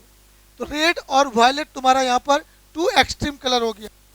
उस टू एक्सट्रीम कलर के बीच का जो एंगल होगा, उसी एंगल को कहते हैं कोणीय वर्ण विक्षेपण, एंगुलर डिस्पर्सन। सर ये वर्ड हमें सिखाता क्या है? ठीक है, तो मान लिए परिभाषा भी याद कर लिए। लिख भी लिए, सिंबल भी देख लिए, चित्र में भी देख लिए। बोला कि बाबू रे, यदि तुम लोग ये सोचो, पढ़े हो वेक्टर टॉपिक में डिस्कशन में, कि टू पैरेलल लाइन है उसके बीच का एंगल, यदि रेड और वायलेट और सभी कलर एक दूसरे के पैरेलल होता तो उसके बीच का एंगल क्या बोलते? थीटा कितना हो जाता? There is no dispersion. जैसे थीटा 0 कहीं दिख जाएगा तो कह देंगे मन को वहां वर्ण विक्षेपण की घटना नहीं होती है। मतलब वर्ण विक्षेपण की घटना होती है या नहीं होती है, वह तुमको कौन बता रहा है? थीटा। इसीलिए वो यह वर्ड पढ़ना है। तो चलिए यहां पर अब इस थीटा के वैल्यू को कैलकुलेट करेंगे सर, कैसे? तो अब थोड़ा फिगर और मैथमेटिक्स फार्मूला यूज करते हैं, राइट? कोई दिक्कत?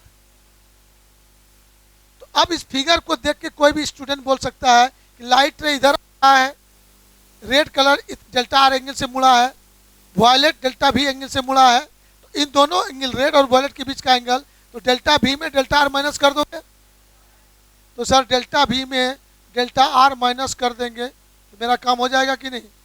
अब यहाँ डेल्टा भी डेल्टा आर ऊपर में आपको दिख रहा है, तो अब सॉल्व कीजिए मैथमेटिक्स होगा, ए तुम्हारा खत्म हो जाएगा, लेकिन ए म्यू आर के साथ भी आएगा, ए म्यू भी के साथ आएगा, घटाएंगे तो एक कॉमन हो जाएगा, म्यू भी माइनस म्यू आर। तो यहाँ पर बहुत ज़्यादा गप नहीं, डायरेक्ट लिख देते हैं, तुम लोग मान बैठा घटा लेना, ये हो गया फार्मूला। तो एंगुलर डिस्पर्सन क्या है फिगर में दिखा दिया गया, फार्मूला लिख दिया गया। अब यूनिट क्या है? तो डिग्री या रेडियन बोल दीजिएगा। क्या बोलिएगा? डिग्री में मापेंगे या रेडियन में इसको मापा जाएगा। चलिए ये गप खत्म हो गया। अब सर कभी ये कहेंगे कि थीटा इक्वल टू 0, थीटा 0 आ गया, नो डिस्पर्सन। क्या मतलब?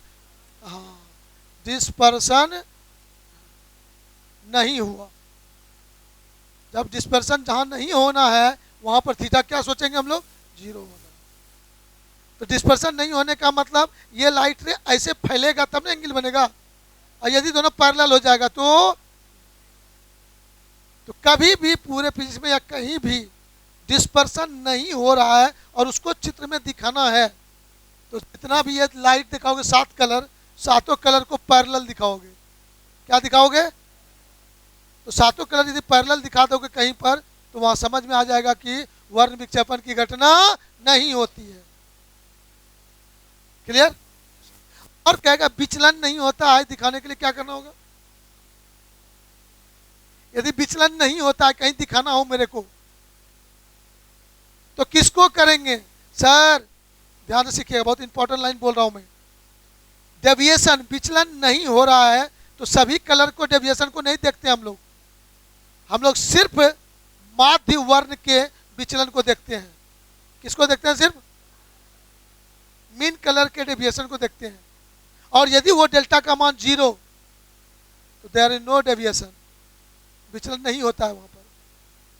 सुन पाया? विचलन नहीं होने का मतलब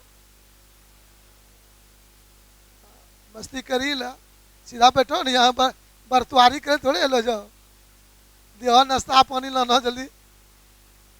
हाँ 1 घंटा हो गए।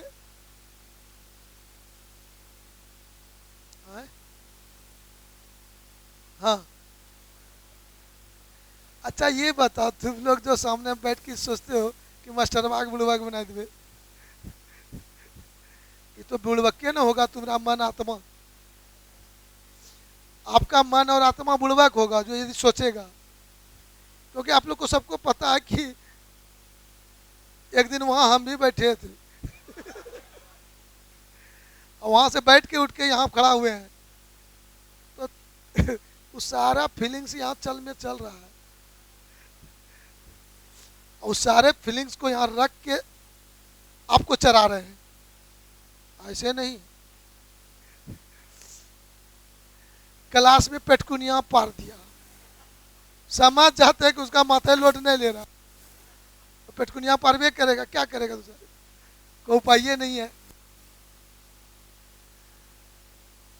ठहर ना तुम, हल्ला क्या कर रहे? चलो ठीक है। हाँ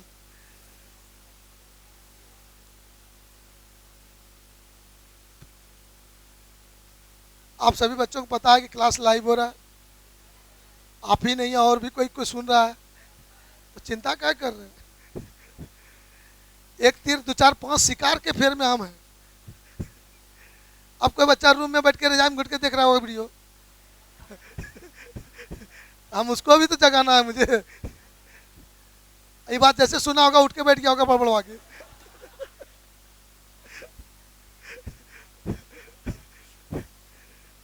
चलिए ठीक है, आगे बढ़े। तो सर यहां पर देखिएगा, आगे जाके अभी तुरंत कुछ देर में हम दो शब्द पर बार बार फोकस करेंगे। वर्ण विक्षेपण नहीं होना, डिस्पर्सन नहीं होना, मतलब मन को कहेंगे थीटा बराबर 0। विचलन नहीं होना, डेविएशन नहीं होना। तो सभी कलर को नहीं देखेंगे हम, सिर्फ मीन कलर को देखेंगे। किसको देखेंगे? Mean colour. तो मीन कलर यदि इंसिडेंट रे के पैरेलल हो जाए, येलो वाला, कौन वाला? येलो वाला कलर इंसिडेंट रे के पैरेलल हो गया तो डेल्टा बराबर 0, देयर इज नो डेविएशन। हाँ, अब बच्चा पूछ दिया सर होता है क्या ना, तो बोली चलिए एक बात, एक प्रिज्म से कभी है संभव? कोई एक प्रिज्म पर लाइट रे को इंसिडेंट कराएंगे तो वहां डेविएशन भी होगा और डिस्पर्सन भी होगा, मतलब थीटा बराबर भी कुछ होगा और डेल्टा बराबर भी कुछ होगा। अब उसमें से यदि एक ही घटना को प्राप्त करना है तो कॉम्बिनेशन ऑफ प्रिज्म, दो प्रिज्म को लेंगे, उल्टा के एक दूसरे के संपर्क में रखेंगे और दोनों प्रिज्म का पदार्थ अलग अलग रखेंगे, राइट? तभी ये घटनाएं होगी, राइट? मतलब उल्टा के क्या हुआ, तुमको कोई कह रहे नुनू चल खेले ला, और तुम्हारा कोई दोस्त अच्छा दोस्त है चल होमवर्क बने भाई, यदि तुमको उल्टा कोई फोर्स नहीं लगा था तुम खेलने चल नहीं जाता, डेविएट हो जाता। और उल्टा फोर्स लगा दिया कि ना चलो पढ़े ला, तो आप उधर जाते भी तो घूम के अपने जगह पर, राइट? माना एक ने मोड़ा एक ने सीधा कर दिया, जहां थे पहले वहीं रह गए। क्लियर? कोई बात?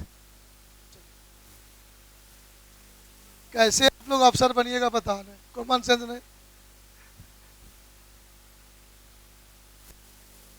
अब यहां पर एक दूसरा वर्ड होता है सर, डिस्पर्सिव पावर। क्या है? Dispersive power. डिस्पर्सिव पावर, वर्ण विक्षेपण क्षमता। क्या बोलते हैं? वर्ण विक्षेपण क्षमता।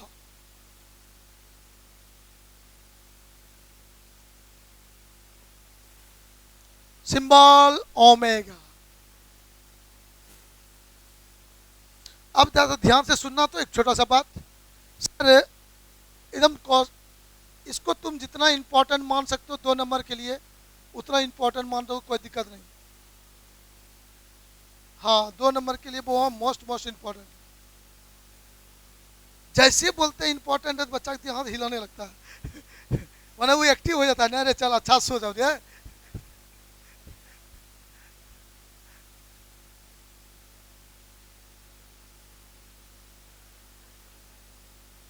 अभी आप बच्चों ने ये देखा कि सर एक प्रिज्म है और प्रिज्म पे व्हाइट लाइट को इंसिडेंट लाते हैं तो वहाँ डेल्टा भी कुछ होता है, थीटा भी कुछ होता है, दोनों होना है। मैंने कहा कि जब सब डेल्टा का मान है कुछ न कुछ तो उस समय थीटा का मान कुछ है।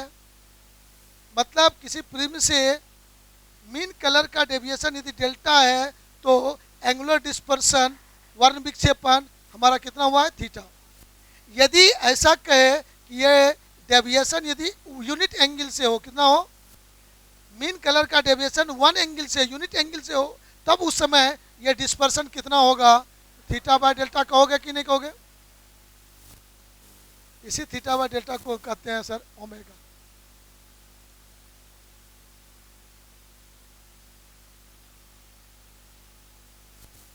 राइट सर, ये किसी प्रिज्म के पदार्थ के लिए ये बातें होती है, डिस्पर्सिव पावर।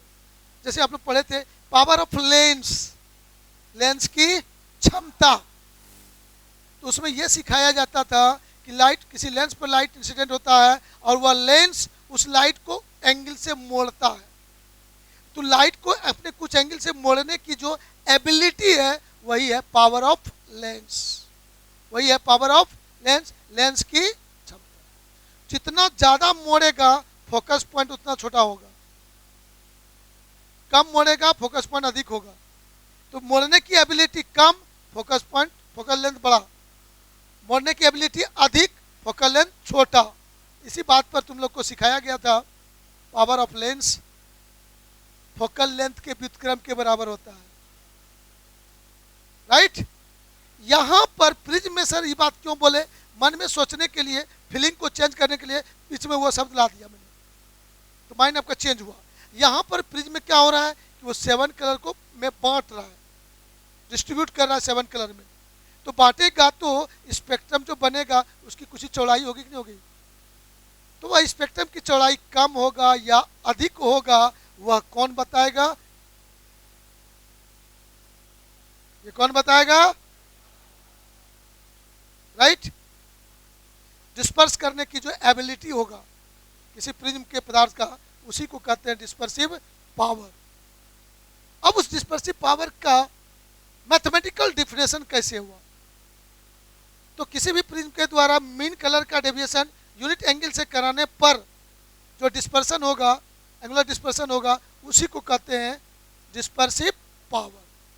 तो वह हो गया ओमेगा बराबर थीटा बाय डेल्टा। तो वर्ड में इसको दूसरे तरह भी बोल देना, सिंपल जो याद रहे वही बोलना।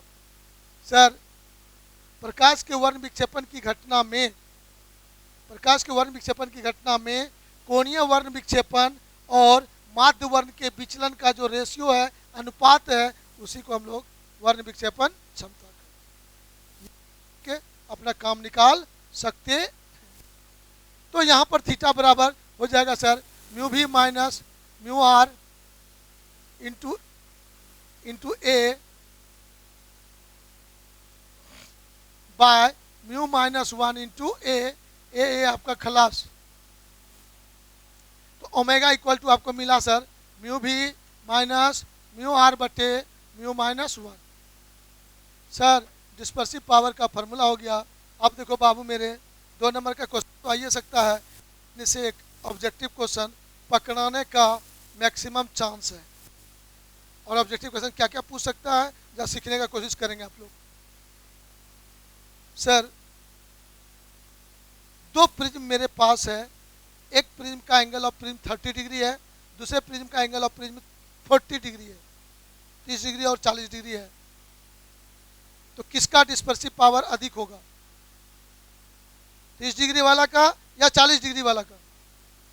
भाई मेरे दोनों का सेम होगा भाई मेरे दोनों का सेम होगा। अब तुमको कहेंगे ठीक है तुम मान निकालो, एक का मान 30 डिग्री बैठाओ, तो ये नहीं ये बैठाएगा करना, एक का मान 40 डिग्री करना बैठाएगा है। तो फिर फटाफट बुढ़बक जैसा जवाब दे दिया 30 डिग्री और 40 डिग्री।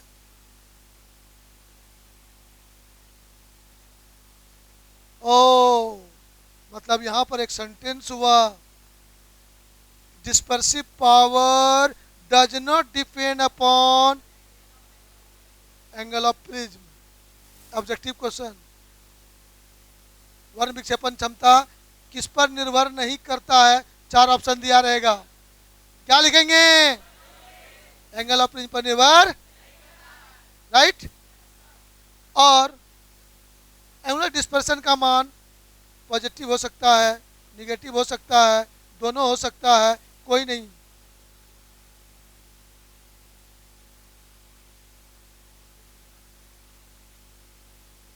तो देखो गौर से सर, अभी आपने देखा म्यू भी, हेलो म्यू भी बड़ा है कि म्यू आर बड़ा, जल्दी बताओ कौन बड़ा है दोनों में? कॉन्फिडेंस में है आप लोग? म्यू भी greater than mu r, confirm हो ना? अब म्यू किसी भी सब्सटेंस का mu always greater than 1। Sir इसमें इसको घटाइएगा, आंसर पॉजिटिव। इसको घटाइएगा, ये भी answer positive, omega always positive, right. कोई डाउट मन में? तो ओमेगा किस पर डिपेंड करेगा तब? प्रिज्म के पदार्थ पर। किस पर? Omega depends upon substance of the prism. Clear? चलिए, अब ये बात खत्म कर दिए। अब यहां से हम लोगों का लॉन्ग क्वेश्चन जो आने का चांस है, combination of prism, combination of prism, right. एक ही शॉट में पूरा खत्म कर देना प्रिज्म का क्वेश्चन। अब इसमें जरा सा एक लाइन और एक बीच में याद आ गया, इंद्रधनुष।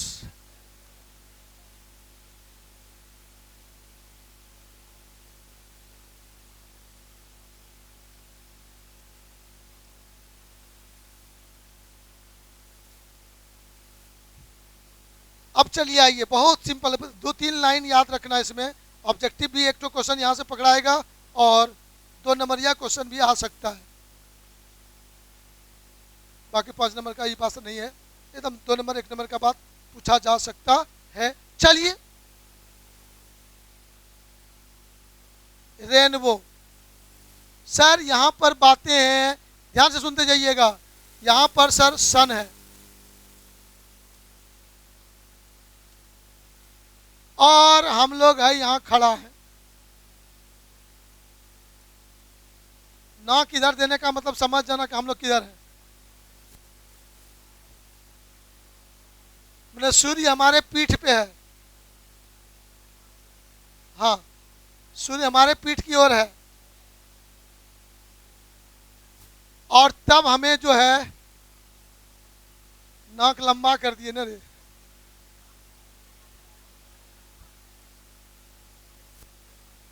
आगे बढ़े। सर ये रेन ड्रॉप है, बारिश जलवाष्प के जो छोटे छोटे कण हैं उसका एगो कण यहाँ पर कल्पना किया मैंने। ये लाइट इस पे आता है तो इसके अंदर का जो मीडियम हुआ, डेंसर हुआ कि रेयर हुआ? लिक्विड ड्रॉप हुआ, वाटर ड्रॉप। वाटर ड्रॉप ध्यान से समझना, वाटर का छोटा छोटा बूंद कण है, ड्रॉपलेट बोल सकते हो, ड्रॉप भी बोल सकते हो। वहां से जो लाइट इसमें इंसिडेंट होता है, तो सबसे पहली बात है कि सतह पे जैसे टकराया तो ये लाइट यहाँ पर जो आएगा वो तुरंत इस तरह से देखेंगे 7 कलर में बट जाएगा। बटेगा ना बटेगा जल्दी से? पर इस सतह पर कौन घटना घटेगा? लाइट का प्रकाश का कौन सी घटना घटेगी? 2 घटनाएं, प्रकाश का वर्ण विक्षेपण और अपवर्तन, रिफ्रैक्शन ऑफ लाइट और डिस्पर्सन ऑफ लाइट। ये 2 घटना घटा इस पॉइंट पर। अब ये दोनों लाइट यहां पर आया सर। अब ये दोनों लाइट जब यहां पर आया तो थोड़ा सा ध्यान देना गौर से, कलर बदल के बताते हैं, थोड़ा सा मजा ढेर आएगा।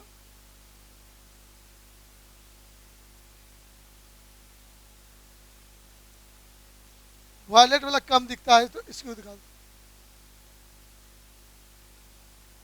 ये, और बाकी बीच में येलो होगा, तो 7 कलर इसके अंदर है। अब ये दोनों लाइट पर विचार करते हैं हम प्यारे प्यारे बच्चे। यहाँ पर सर नॉर्मल की बातें होगी, यहाँ पर भी नॉर्मल की बातें होगी।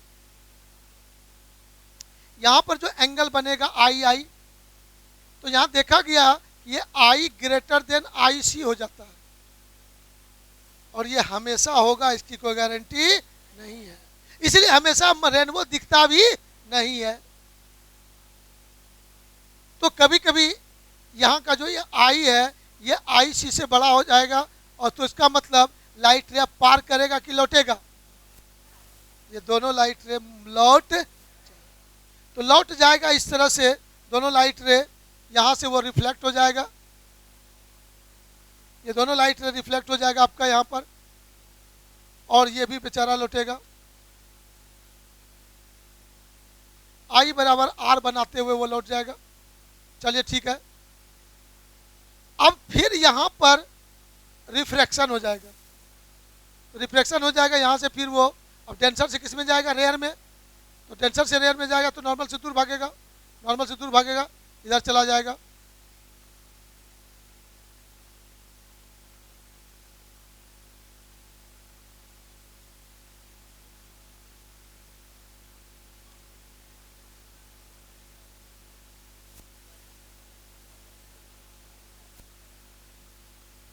तो इसको क्या होगा ना, ये सर इसको हलो हल्ला ने, इसको देखिएगा, ये 7 कलर का रंगीन पट्टी एक आर्क के रूप में दिखाई पड़ेगा। चूंकि स्फेरिकल सरफेस है, एक ही बिंदु से नहीं है ना होगा, बहुत सारे बिंदुओं से ये घटना घट रही है। तो अब यहाँ पर याद क्या क्या रखना है डियर स्टूडेंट, यही याद रखना है, there are rainbow 2 types. Rainbow 2 प्रकार का होता है। अब उसमें जो याद रखना है वो क्या क्या याद रखोगे उसको देखो। प्राइमरी का बात यदि मैं करूं, प्राइमरी रेनबो क्या कहोगे, प्राइमरी रेनबो प्राथमिक इंद्रधनुष इसको बोलते हैं हिंदी में। तो उसमें क्या हुआ ना, एक बार रिफ्लेक्शन हुआ यहाँ पर, एक बार टोटल इंटरनल रिफ्लेक्शन हुआ, फिर यहाँ रिफ्लेक्शन हुआ कि नहीं हुआ, तो सर 2 बार 2 जो है रिफ्रैक्शन होता है। ध्यान से सुनना, ऑब्जेक्टिव क्वेश्चन नहीं बोल रहा हूं मैं। 2 बार रिफ्रैक्शन होगा और एक बार सर 1 टाइम में जो है टोटल इंटरनल रिफ्लेक्शन होगा, टोटल इंटरनल रिफ्लेक्शन होगा, ये इसको याद रखिएगा, राइट। अब दूसरी बातें हमको याद रखना है इसमें, यदि इसको सेकेंडरी में बोलता, क्या बोलता, सेकेंडरी रेनबो बोलूँगा मैं, तो भाई मेरे याद रखना एक बार इंपॉर्टेंट लाइन कि सर ये लाइट आके यहाँ से रिफ्लेक्ट तो हुआ, यहाँ से भी रिफ्लेक्ट हो जाएगा, तब उसको दिखेगा। 2 बार जब रिफ्लेक्ट होगा तब जो रेनबो दिखाई पड़ेगा उसको कहेंगे सेकेंडरी रेनबो। क्या कहेंगे उसको, द्वितीयक इंद्रधनुष। क्या बोलेंगे, द्वितीयक इंद्रधनुष बोलेंगे। ऑब्जेक्टिव क्वेश्चन में पूछ देगा, प्राइमरी रेनबो में टोटल इंटरनल रिफ्लेक्शन 2 बार, 1 बार, 3 बार, 4 बार। सेकेंडरी रेनबो में टोटल इंटरनल रिफ्लेक्शन की घटना 2 बार और अपवर्तन की भी घटना 2 बार होती है। अब प्राइमरी रेनबो में अपवर्तन 2 बार और टोटल इंटरनल रिफ्लेक्शन 1 बार होती है। ये 2-4 बात आपको दिमाग में रखना है 2 नंबर के लिए और बाकी ऑब्जेक्टिव में। और ये बोला गया है कि प्राइमरी रेनबो का इंटेंसिटी अधिक होता है, ब्राइटनेस अधिक होता है किसके रिस्पेक्ट में, सेकेंडरी के रिस्पेक्ट। इसमें 2 बार टोटल इंटरनल रिफ्लेक्शन के बाद हमें दिखाई पड़ रहा है और यहाँ पर 1 बार होने से होता है, तो प्राइमरी का ब्राइटनेस या इंटेंसिटी सेकेंडरी के रिस्पेक्ट में अधिक होता है, राइट। फोटो से मतलब नहीं है, बस सेंटेंस में लिख देना है।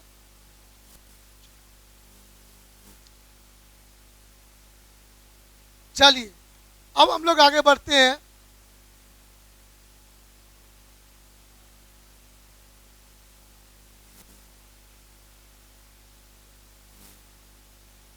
नहीं, ओवरलैप होता है वहां पर, प्राइमरी सामने आता है, सेकेंडरी उसके पीछे बनता है। ओवरलैप होने के बाद सामने वाला चीज जो है वो ज़्यादा दिखता है, पीछे वाला वो होता है। अब यहाँ पर देखेंगे कॉम्बिनेशन ऑफ प्रिज्म।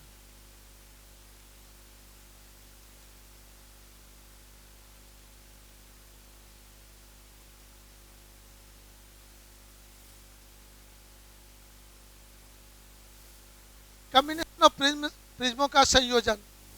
आपको पुस्तक में ही बच्चे होते हैं, फिर से एक बार सुन लीजिए कि किसी भी प्रिज्म में 2 प्रकार की घटनाएं एक साथ होती है। बोलिए क्या क्या, डेविएशन एंड डिस्पर्सन, विचलन और वर्ण विक्षेपण। उन दोनों में से एक घटना प्राप्त करने के लिए 2 प्रिज्मों को संयोजित करना पड़ता है। और 2 प्रिज्म जो होता है डिफरेंट सबस्टांस का, क्या होता है, डिफरेंट सबस्टांस का होगा।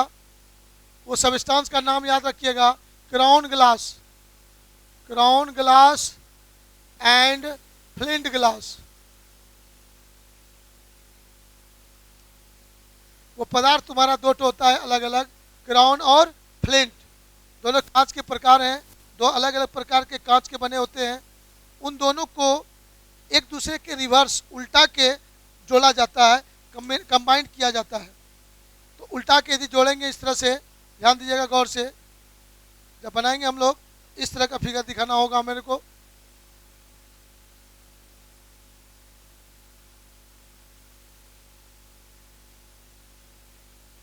दो प्रिज्म हो गया, दोनों का एंगल उल्टा रखना है। ए, इसका एंगल को दिखाएंगे ए डैश, इसका बेस यहां है, इसका बेस इधर है। हाँ, जितना ज़्यादा सटा सकते हो आप, जितना ज़्यादा सट जाए उतना अच्छा है, अलग रखने की आवश्यकता नहीं है।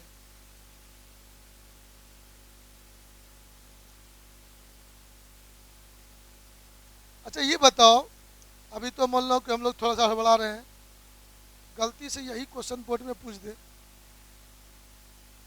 नहीं हम देख रहे 4-5 बच्चा मेरा हड़बड़ा रहा है, तो आराम से जैसा हमको टेंशन नहीं हो पढ़ाने में, ये बात समझते हुए आपको क्लास में बैठना है। यदि आप तो आपको देख के मेरे को टेंशन हो जाए, आप जा सकते हो, जिनका पेट खराब है जा सकते हो, या कहीं टाइम सेटिंग वूटिंग है तो जा सकते हो ना। अब देखो ये लोग नेगेटिव सोच लिया, टाइम सेटिंग का मतलब दूसरा, टाइम सेटिंग में कोई दूसरा क्लास का कहीं टाइम है, जा सकते हो।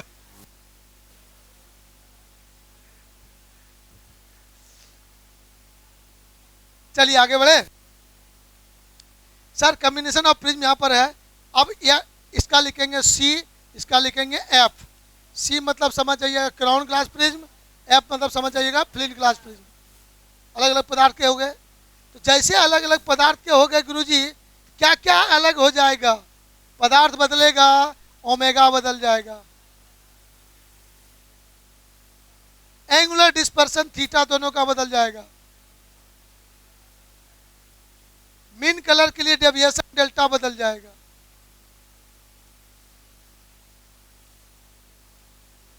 और refractive index mu, mu dash या म्यू 1 म्यू 2 कर सकते हैं ना। इस समय से कुछ नहीं दो, इस समय डैश मार दो। यहाँ ए डैश दिया ना शुरू में, सब में डैश दीजिए, है ना। तो ये सब हुआ। अच्छा रेड कलर के लिए भी होगा ना म्यू आर, इसमें कहेंगे mu are dash. Violet colour के लिए म्यू भी, तो इसमें कहेंगे म्यू भी डैश। भर दिए, इसको घिना दिए। मतलब दोनों प्रिज्म के लिए ये सारे टर्म को सोचना है, और मैं सोच चुका हूं, बस खाली सीरियली अरेंज करना है। का दो प्रिज्म लेकर इस पर कोई व्हाइट लाइट को इंसिडेंट कराओ। क्या करोगे? जैसे इस पर व्हाइट लाइट को इंसिडेंट कराते हैं सर, क्या क्या हो सकता है? कहा कि सर ये एकदम सीधा जाना पसंद करेगा, लेकिन नहीं जा पाता है। तो नहीं जा पाता है, क्या होता है? ये रेड को दिखा देते हैं और एक तो वायलेट को दिखा देते हैं। मान लो ये दोनों चला इधर से, फिर क्या होगा? ये इधर मुड़ेगा,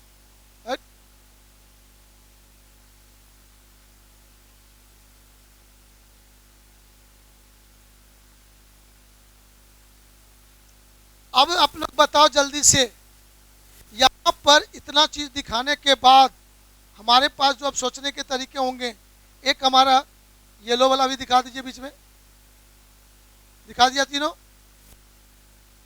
अब मेरे मन में पहले से, मैं कुछ देर पहले बक चुका था कि मुझे कॉम्बिनेशन किसके लिए प्राप्त करना है, डेविएशन होने के लिए कि नहीं होने के लिए। यदि डेविएशन नहीं होने के लिए कॉम्बिनेशन पढ़ना है, मेरे को कंडीशन निकालना है, तो मीन कलर को इंसिडेंट रे के पैरेलल दिखाना है। बाकी रे करना गया जाने दीजिए, तो मीन कलर को पैरेलल दिखा दीजिए। अब ये सभी कलर जानना जाता है, उसको जाने दीजिए, हमें उतना टेंशन नहीं लेना है। लेकिन जाने में एक बात ध्यान दीजिएगा कि वो फिर पैरेलल ना हो जाए। वो सभी यदि पैरेलल हो जाएगा तो डिस्पर्सन, और एक के साथ दोनों बात नहीं दिखाना है कि डेविएशन भी नहीं हो और डिस्पर्सन भी नहीं हो, ऐसा नहीं। सेट हो गया मन में बात? मतलब फिगर को देख के कोई लोग क्या बोलेगा, डिस्पर्सन होगा लेकिन डेविएशन नहीं हो, राइट। तो इसके लिए अब हम लोगों को कुछ कैलकुलेशन करना है, कंडीशन निकालना है।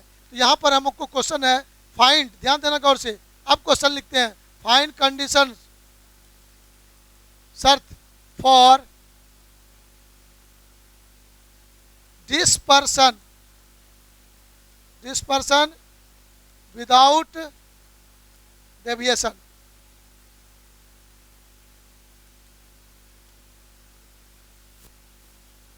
शुद्ध हिंदी में क्या कहेंगे? विचलन रहित वर्ण विक्षेपण, वर्ण विक्षेपण के लिए शर्त, शर्त ज्ञात करना है। तो बहुत ज़्यादा बुद्धि नहीं लगाना है, तुरंत वही लाइन में आपको दिमाग में सेट कर लेना है। मात्र 2 लाइन हिट कराइए दिमाग में, काम हो जाएगा। सबसे पहला बात, क्राउन ग्लास प्रिज्म के लिए, सुन रहे बाबू? हाँ, एकदम पूरा ध्यान दीजिएगा। यहाँ पर लिखेंगे कम लेकिन आपको लिखना होगा एग्जाम में ढेर, हम बोलेंगे खाली शॉर्टकट में। क्राउन ग्लास प्रिज्म के लिए लिख के हेडिंग बना के नीचे लिखिएगा मीन कलर के लिए डेविएशन डेल्टा बराबर mu minus 1 into A, angular dispersion theta बराबर म्यू भी minus mu are into A. फिर लिखिएगा डिस्पर्सिव पावर ओमेगा बराबर म्यू भी माइनस म्यू आर बटे म्यू माइनस 1, लिख दिया। फिर रेड कलर के लिए म्यू आर डेल्टा आर बराबर mu r minus 1 into A, delta v बराबर म्यू भी माइनस 1 इंटू ए। सब बात लिख दिए इसके लिए। फिर लिखेंगे फ्लिंट ग्लास प्रिज्म के लिए, तो फिर लिखेंगे वहाँ पर मीन कलर के लिए डेविएशन डेल्टा डैश बराबर mu dash minus 1 into A, theta dash बराबर mu B dash minus mu are dash minus into A, फिर ओमेगा डैश बराबर, इसी तरह से सब लिख देंगे, सब में डैश डैश लगा देंगे। दोनों का अलग अलग लिख देंगे 2-4 लाइन सबके बारे में। तब आएंगे जगह पर कि मुझे क्या नहीं होना चाहिए, यहाँ पर डेविएशन नहीं होना चाहिए। मतलब गौर देखो तो यहाँ पर इस फिगर देखोगे, यहाँ पर कुछ कौन से मुड़ा कि नहीं मुड़ा? अब ये सीधा इधर जाना चाहिए था ना, इधर से फिर इधर मुड़ गया ना। हाँ सर, इधर जितने कौन से मोड़ है आप उल्टा इधर मोड़ दिए, जिधर आया तो उधर चला गया ना, वही बोले थे कुछ देर पहले।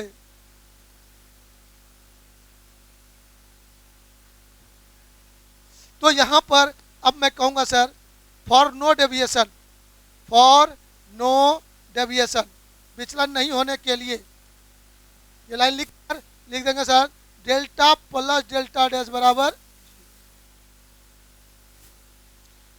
डेविएशन नहीं होने के लिए डेल्टा प्लस डेल्टा डैश बराबर। तो यहाँ पर एक लाइन सेंटेंस में लिख दीजिएगा आप लोग, for no deviation delta plus delta dash must be equal to 0। Delta और डेल्टा डैश का सम जो है वो 0 के बराबर होना चाहिए, लिख के तब लिख दिए। अब डेल्टा का फॉर्मूला आप लोग जानते हो दुनिया में, क्या जानते बोलो तो?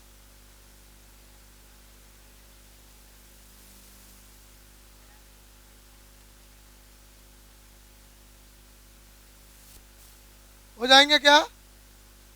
अब देखो गौर से, तुम लोग होशियारी करो, ये लाइन लिखने के बाद यहीं लिख देना डेल्टा बराबर माइनस डेल्टा डैश, तो मेहनत कम हो जाएगा आपका। तब क्या होगा, इतना लाइन लिखे यहीं पर लिखे बराबर देके माइनस कर देना, हो जाएगा ना। तो यहाँ से क्या होगा ना, है देखो गौर से, A dash by A equal to, A dash by A equal to, आप कह दोगे यहाँ पर A dash by A equal to mu minus 1 by mu dash minus 1, हो जाएगा। मतलब बोलो आगे में माइनस देना होगा, गौर से देखो, राइट, ठीक है, आगे है। चलिए ध्यान दीजिएगा गौर से। अब ये सोचो गौर से, यहाँ पर लिखना पड़ेगा निगेटिव साइन क्या बताता है। ए डैश बाय ए का रेशियो इतना के बराबर होना। दो प्रिज्म हम लेंगे, दोनों प्रिज्म का एंगल ऑफ प्रिज्म ए का मान मालूम रहेगा, और मीन कलर के लिए म्यू का वैल्यू भी दोनों के लिए मालूम रहेगा। इस फॉर्मूले पर वो वैल्यू पुट करेंगे, और यदि वो इसको संतुष्ट कर दिया और उस दोनों प्रिज्म को कंबाइन करेंगे तो उस प्रिज्म में वहाँ डेविएशन नहीं। जब डेविएशन नहीं होगा तो डिस्पर्सन तो होगा। तो पूछता है कि डिस्पर्सन का वैल्यू कितना होगा ये बताओ। तो बात का मुद्दा है, पहले इसमें और 1 मिनट का गप। तो A dash by equal to minus mu minus 1 into by mu dash minus 1 हो जाएगा। मतलब इसका आरएचएस इसका एलएचएस का दोनों का न्यूमेरिकल वैल्यू सेम आना चाहिए, मतलब इन दोनों का रेशियो और इन दोनों का रेशियो इक्वल होना चाहिए। और वो दोनों प्रिज्म को जब कंबाइन करेंगे और इंसिडेंट कराएंगे लाइट को, व्हाइट लाइट को, तो वहाँ पर डेविएशन नहीं होगा। तो ये हो गया कंडीशन फॉर नो डेविएशन, विचलन नहीं होने का शर्त हो गया। निगेटिव साइन क्या होता है सर? निगेटिव साइन बता रहा है कि इसका वैल्यू जब भी होगा तो प्लस में होगा, जल्दी बोलो हाँ या ना। इसका वैल्यू भी प्लस में होगा, जल्दी बोलो।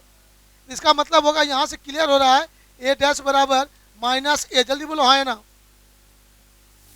होगा कि नहीं होगा? तो माइनस साइन या तो ए के लिए यूज करोगे या ए डैश के लिए। माइनस क्या बताया? ए यदि ए डैश और ए डैश का वैल्यू ए का अपोजिट है, माइनस यहाँ पर यही बता रहा है। इसीलिए एक ए ऊपर तो दूसरे का ए डैश का मान उल्टा के इसीलिए रखा गया है। राइट, सीधा नहीं रख सकते आप। आपका जवाब मिल गया क्वेश्चन। हमको क्वेश्चन याद था कि आपने बीच में पूछा था ये बात।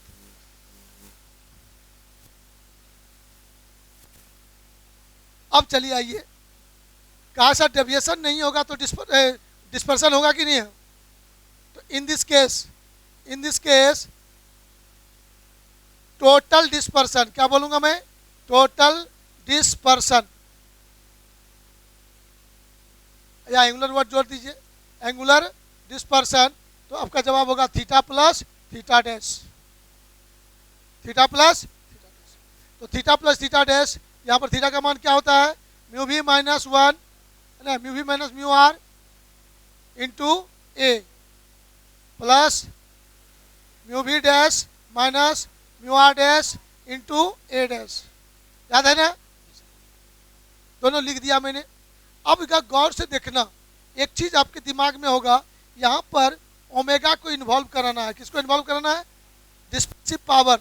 दोनों प्रिज्म का डिस्पर्सिव पावर को इन्वॉल्व कराओगे तो वह इन्वॉल्व कैसे करा सकते हैं? तो आपके खोपड़ी में वो फॉर्मूला याद होना चाहिए, mu v minus mu r by mu minus 1 equal to omega. जल्दी बोलिए। तो यहाँ से म्यू वी बराबर minus mu r equal to लेना चाहेंगे तो ओमेगा इंटू म्यू माइनस 1 होगा। Similarly mu v dash minus mu are dash लेना चाहेंगे तो omega dash into mu dash minus 1 होना चाहिए कि नहीं? हाँ सर, ये होना चाहिए। यदि ये लाइन मैंने सोचा तो सिमिलरली ये लाइन लिख सकता हूँ। यह किसके लिए हुआ? क्राउन ग्लास के लिए। यह किसके लिए हुआ? फ्लिंट ग्लास के लिए। राइट, तो क्राउन ग्लास के लिए, फ्लिंट ग्लास के लिए लिख लिया। अब ये वैल्यू यहाँ के पुट कर दें हम लोग। तो जैसे ही वो पुट कर दोगे बाबू मेरे, यहाँ पर क्या हो जाएगा? Mu minus 1 into omega into A plus यहाँ पर हो जाएगा mu dash minus 1 into A omega dash into A dash. तो यहाँ पर एक चीज़ देखना तुम लोग, म्यू माइनस 1 इंटू ए को मैं कॉमन लेना चाहता हूँ। हाँ, कैसे? यही तो है, प्राइमरी स्कूल में पढ़ता है क्या? हाँ, जैसे बोले कि कॉमन लेना है तो कहता कैसे कॉमन होगा। देखो भाई, ललवा विद्यार्थी मेरे पास है।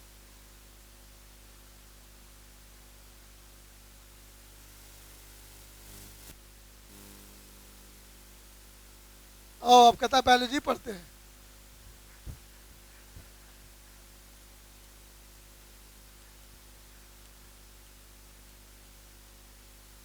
कॉमन हो गया, देखो तो।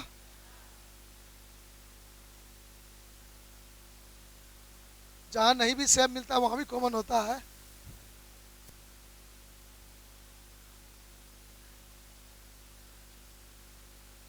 अब देखो गौर से, mu minus 1 into A omega बाबू रे, एक इम्पॉर्टेंट चीज, जब डेविएशन नहीं हो रहा है तब उस समय डिस्पर्सन कितना होगा ये नहीं निकालना है। तो डेविएशन नहीं होने का कंडीशन को अप्लाई करना चाहिए कि नहीं? अप्लाई करेंगे सर। ए डैश बाय ए का मान बैठा दीजिए। डेविएशन नहीं होने का जो शर्त है, जो मिला है आपको अभी तुरंत, A dash by equal to minus mu minus one by mu dash minus one, ये वैल्यू वहाँ पुट कर सकते हो। जैसे ये वैल्यू वहाँ पुट करोगे आपको यहाँ पर से क्या हो जाएगा, ये माइनस हो जाएगा, होगा माइनस हो जाएगा mu dash minus one by mu minus one into mu minus one by mu dash minus one. सब खल्लास, काटने बड़ी मन लगता है।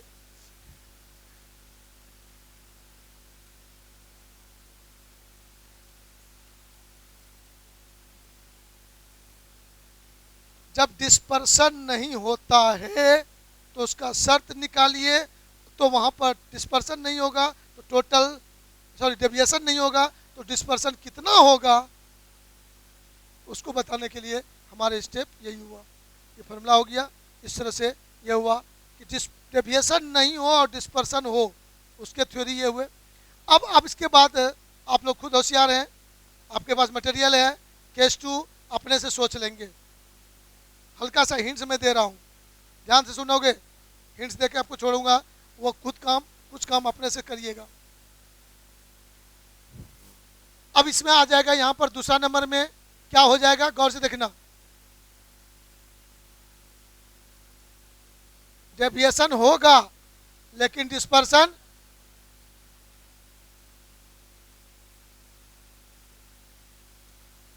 मतलब यहाँ पर हो गया सर विचलन रहित ने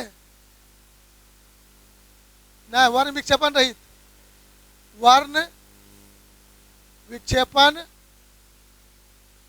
रहित विचलन।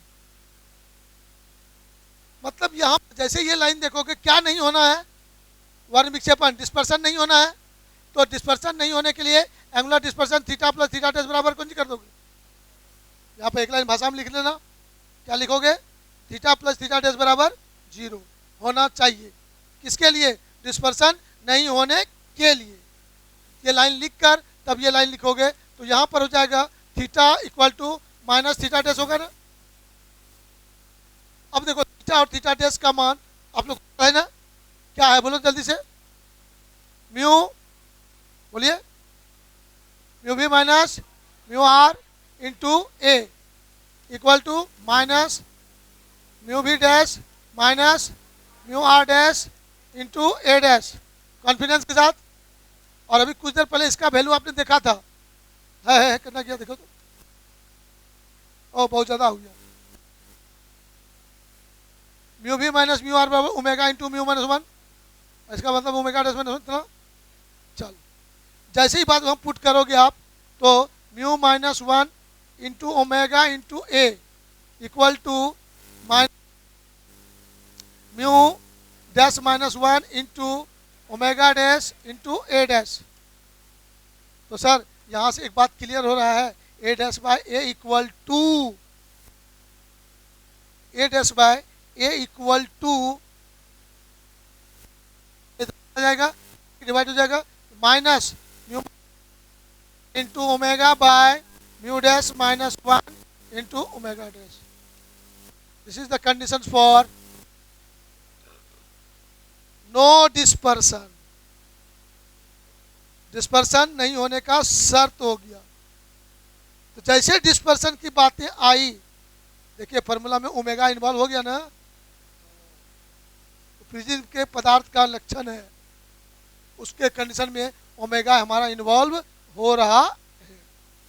फिर वहां माइनस बात वही होगा, माइनस फिर क्या बताएगा,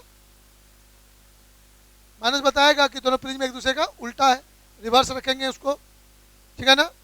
ओमेगा ओमेगा डैश का मतलब दो अलग अलग पदार्थ है, तभी ना होगा। अच्छा यदि गलती से तुमको ये कोई कहे कि सर यहाँ पर डिस्पर्सन नहीं हो रहा है, तो क्या सर दोनों प्रिज्म का पदार्थ सेम ले ले तो क्या होगा,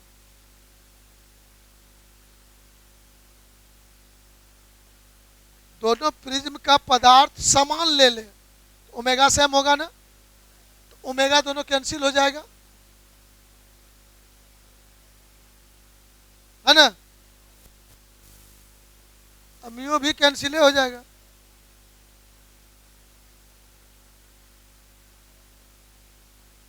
ना इसका मतलब यहाँ कोई घटना घटना घटना मतलब वो सब एगो कांच का प्लेट बन जाएगा। हेलो सर, वो एगो कांच का प्लेट बन जाएगा, फ्रिज में रहबे नहीं करेगा।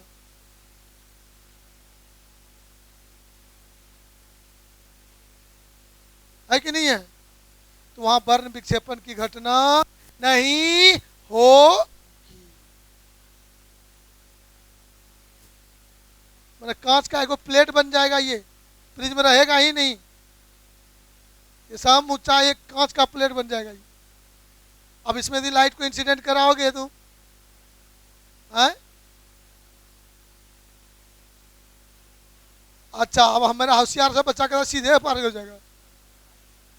सीधे होने का कोई बात है नहीं बुलबक साहब, सीधे कैसे होगा? यहाँ मीडियम चेंज होगा ना, मीडियम चेंज होगा तो डेविएट तो होगा, अपने पास से डेविएट तो होगा। निर्गत किरण जो होगा इमर्जेंट रे इंसिडेंट रे के पैरेलल हो जाएगा। क्या हो जाएगा? और वर्ण विक्षेपण का तो कोई गप, राइट। तो चलिए हम लोग प्रिज्म के बारे में इतना सब पढ़े, अब इसको हम लोग को याद रखना है। और जो भी बच्चे ऑफलाइन में 1 मिनट में नोटिस देता हूँ लाइव क्लास से निकल कर, आप लोग के स्पेशल कुछ नोटिस है। तो बाकी जब जितने बच्चे लाइव किए सब तैयार करिएगा। 23 को आपका 3rd बोर्ड मॉडल टेस्ट होगा, 23 तारीख को, राइट, ऑप्टिक्स का। ठीक।